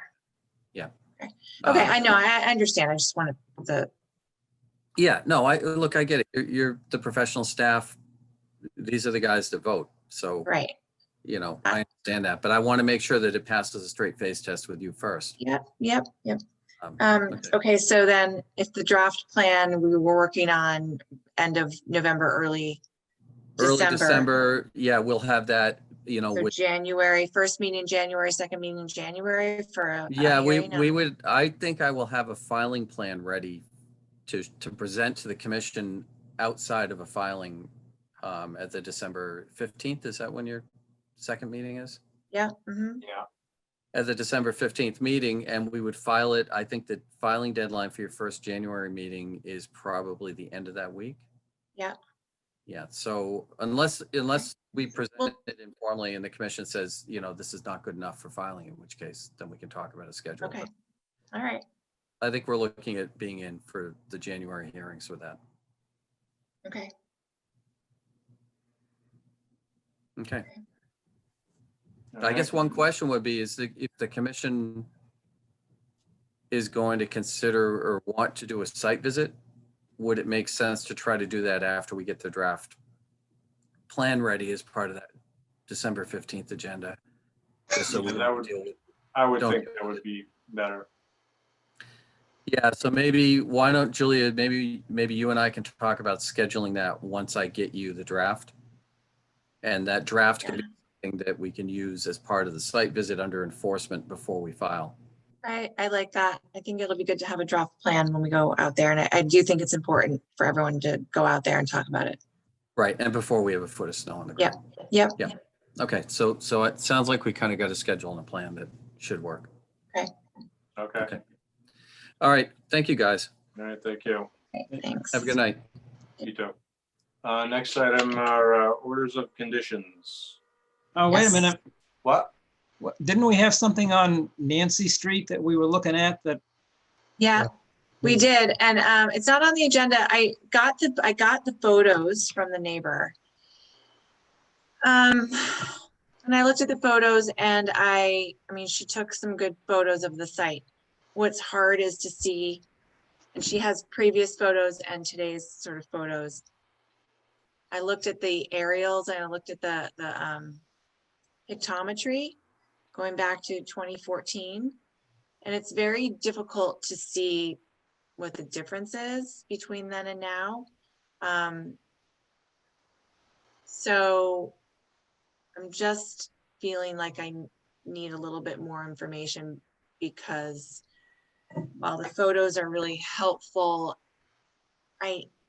it's still unclear. So I asked Department of Public Services whether or not they had any drone photography of the area, and they don't, and they're not sure they can go out and get that. Because essentially what we need is a better current, like 2020, like right now, aerial picture of that I can compare to the 2019, 2017, et cetera, to see if there's actually been a noticeable difference in what's going on in that particular marsh area. Because when I look at those photos right now, I can't see a difference. So she's given me these pictures that she took. Anyway, it's inconclusive.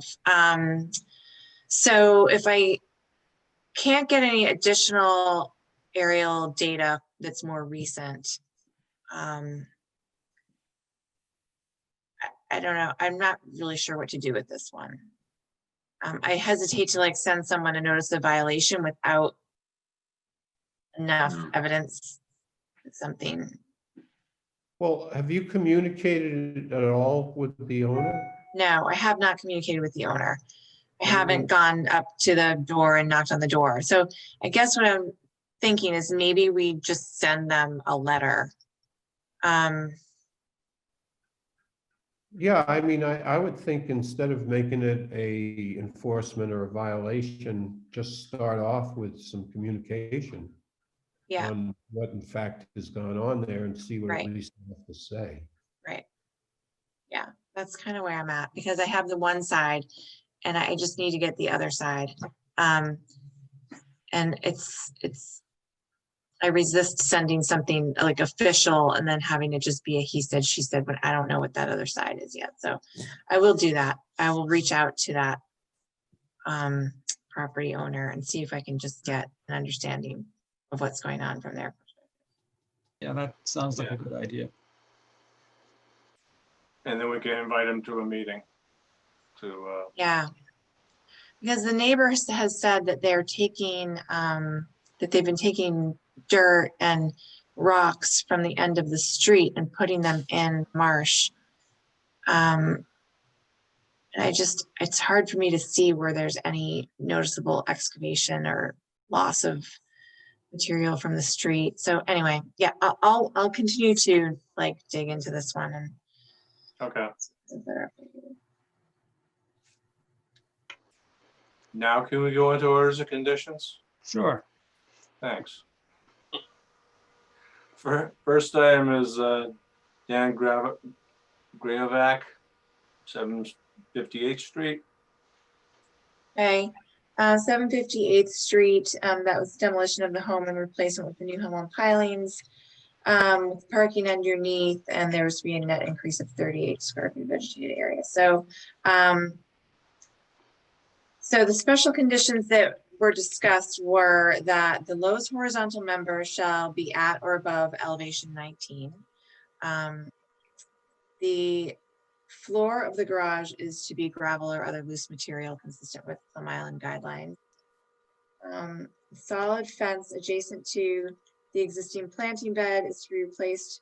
New fence compliant with the Plum Island fence guidelines. And that is all I have for specific additional conditions. Okay. Anyone can remember anything else. You got anything else? Sounds good. Okay, get a motion. Motion to issue the,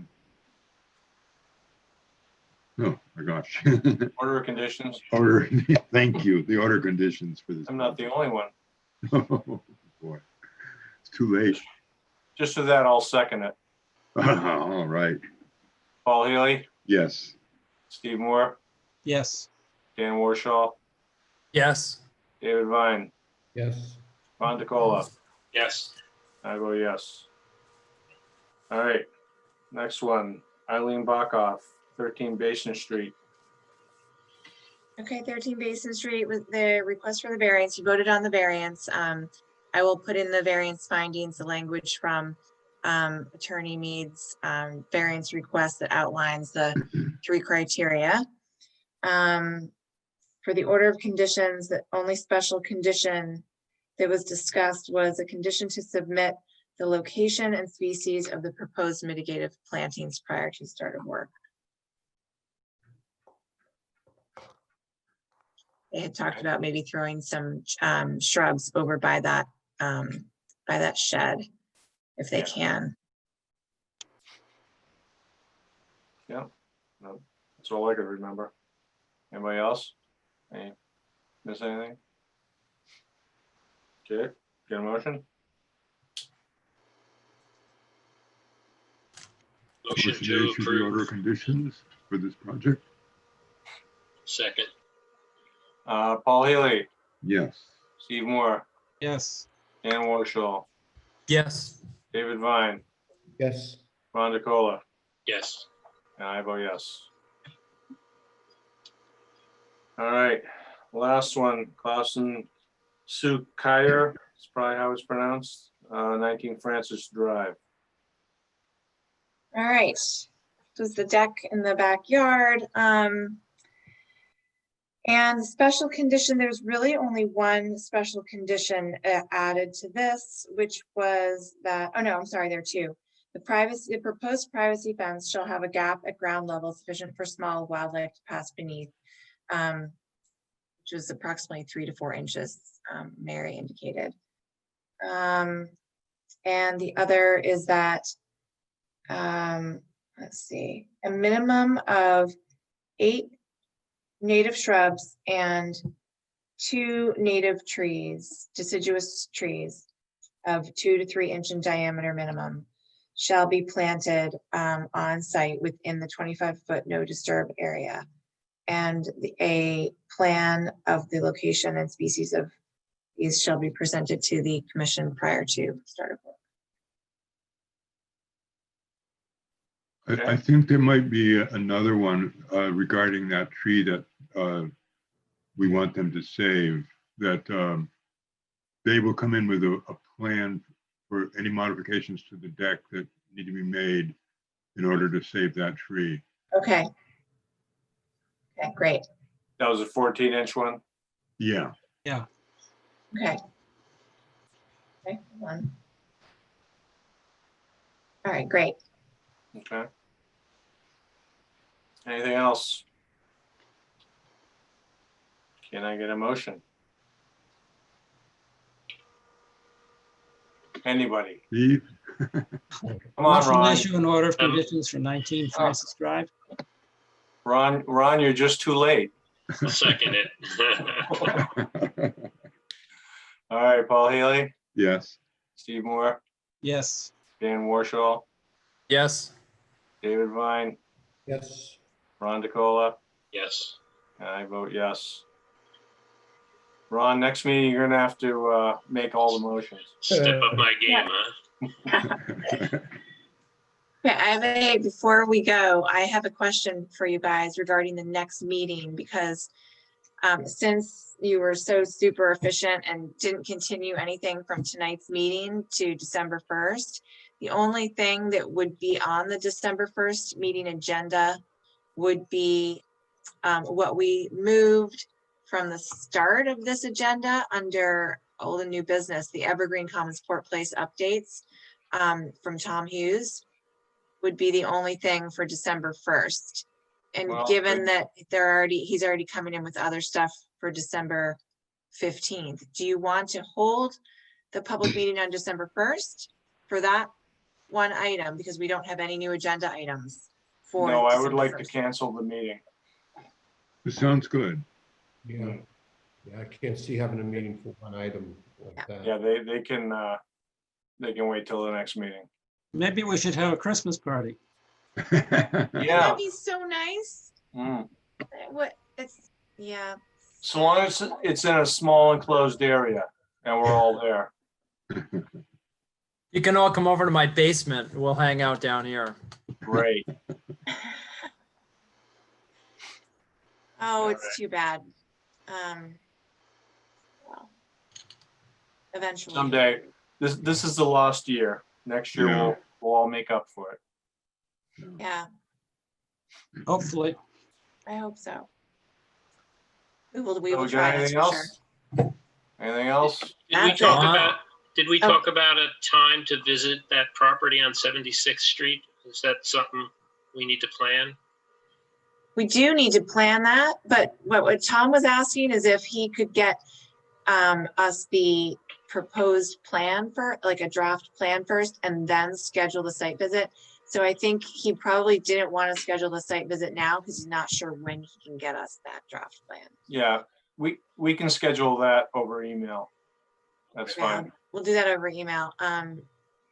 Yeah, and you can also go out anytime and take a look at that site. It's sort of helpful to see it. I drove by it yesterday and they've got a funny looking fence in the front there. Yeah. It's like ropes going between those granite posts. Mm-hmm. Mm-hmm. Well, I saw that, but it's fine with me. I mean, I like Yeah, those. I mean, it's not, it's legal. It just looks a little odd. Mhm. it's nautical. Yeah. Where they came from. Yeah. But I would like to look at the backyard. Can't really see it from the road. No. Well, you can though, because now you have to go around the corner though. Because on Overlook? they essentially took you have to go down Overlook. And it's sort of a little really tight turn right there. But once you get over there, because they removed that privacy fence, you can see right into their backyard. Oh, okay. But we'll go out there. I think it would be helpful to have the plan. So I'll let you know about that. And anything else that comes up in the meantime, I will let you know about. That's it. I have one more question on the rail trail we talked about today. Which stretch of that are we talking about? I don't know that I was on that. Right. So if you were down by the rail, if you were, it's on the waterfront piece of the rail trail. So, you know where the wastewater treatment plant is? Like if you were coming from Joppa and heading towards town, you can walk along in front of that house and then you go kind of behind the wastewater treatment plant. That's been closed off for, I don't know, a year probably because of the contamination that was back there. And that's the stretch that needed to get finished of the rail trail. That's now opened up because they finished that remediation work, but that's also where the trail is going to end up being elevated so that it can act like a berm and kind of protect the treatment plant from sea level rise and flooding and stuff. So that's that remaining piece that needs to get done. Okay, thanks. And Julie, you're gonna ask somebody about those 2 blocks that are still sitting there? Yep, I have a note to ask about the 2 blocks out on Reservation Terrace. What else did I have a note about? Oh, the dumpster, asked DCR about the dumpster removal of the parking lot and how much actual oil or petroleum product was removed, what were the size of the tanks, etc. So I'll get that information. And I'll send you the drone photo of the foundation so you can see it from the air, which is really kind of cool. Yeah, the guy who had done it, UAV look, whatever his name, I don't remember his name. Yeah, Ethan. Yeah. Ethan took that. Yep. How about What else? If anything else comes up that you guys notice or whatever, just email me in between because we haven't been meeting that much. So if there's anything you need to. Mhm. And as far as the posting for the other member of the commission, We got to get that posted. That hasn't been posted yet. Okay. I'll make a note to get back with Donna about that one as well. Feel free to recommend somebody if you know one. Yeah. Now, and you all should let me know if there's anybody you know of who is interested too. And Frida would like to thank you for your service. Hi, Frida. Very good. That's awesome. She's cute. All right. Okay, motion to adjourn. Second, Paul Healy, Yes. Steve Moore, yes. Dan Warshall, Yes. David Vine. yes. Slow to the Draw. action again, Ron DeCola. Yes. I vote yes. Yeah. All right, Oh, folks, I guess we'll oh, see us. Yes? By the way, are we going to get a new link, Zoom link for the next time? Oh, yeah. Paul needs to get Okay, another Zoom link. so Yeah. Paul I think is I the. Yeah, did I just wear it out or? So did you use the same one that Yeah. you've been using the whole time? Yeah, That's really funny. yeah. Well, I'll ask Andy to. That's really weird. I'll ask Andy if he can send you a new one. Yeah. We'll test it out. Worst case scenario, if a new one doesn't work, we'll do this Yeah, again. I can right. promote you, but I don't know what could have gone wrong with that. That's Yeah. weird. You've been a problem child with this, Paul. I'm not liking it. Yeah, all this high-tech stuff. Oh, Mm. Mhm. All right, folks. okay. Night. Y'all Good take night, all. care. Good night. See Good night. you in a month. Yeah. Night. Bye-bye. Bye.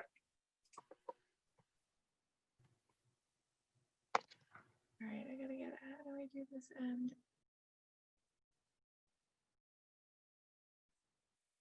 Why is this not working? There we go.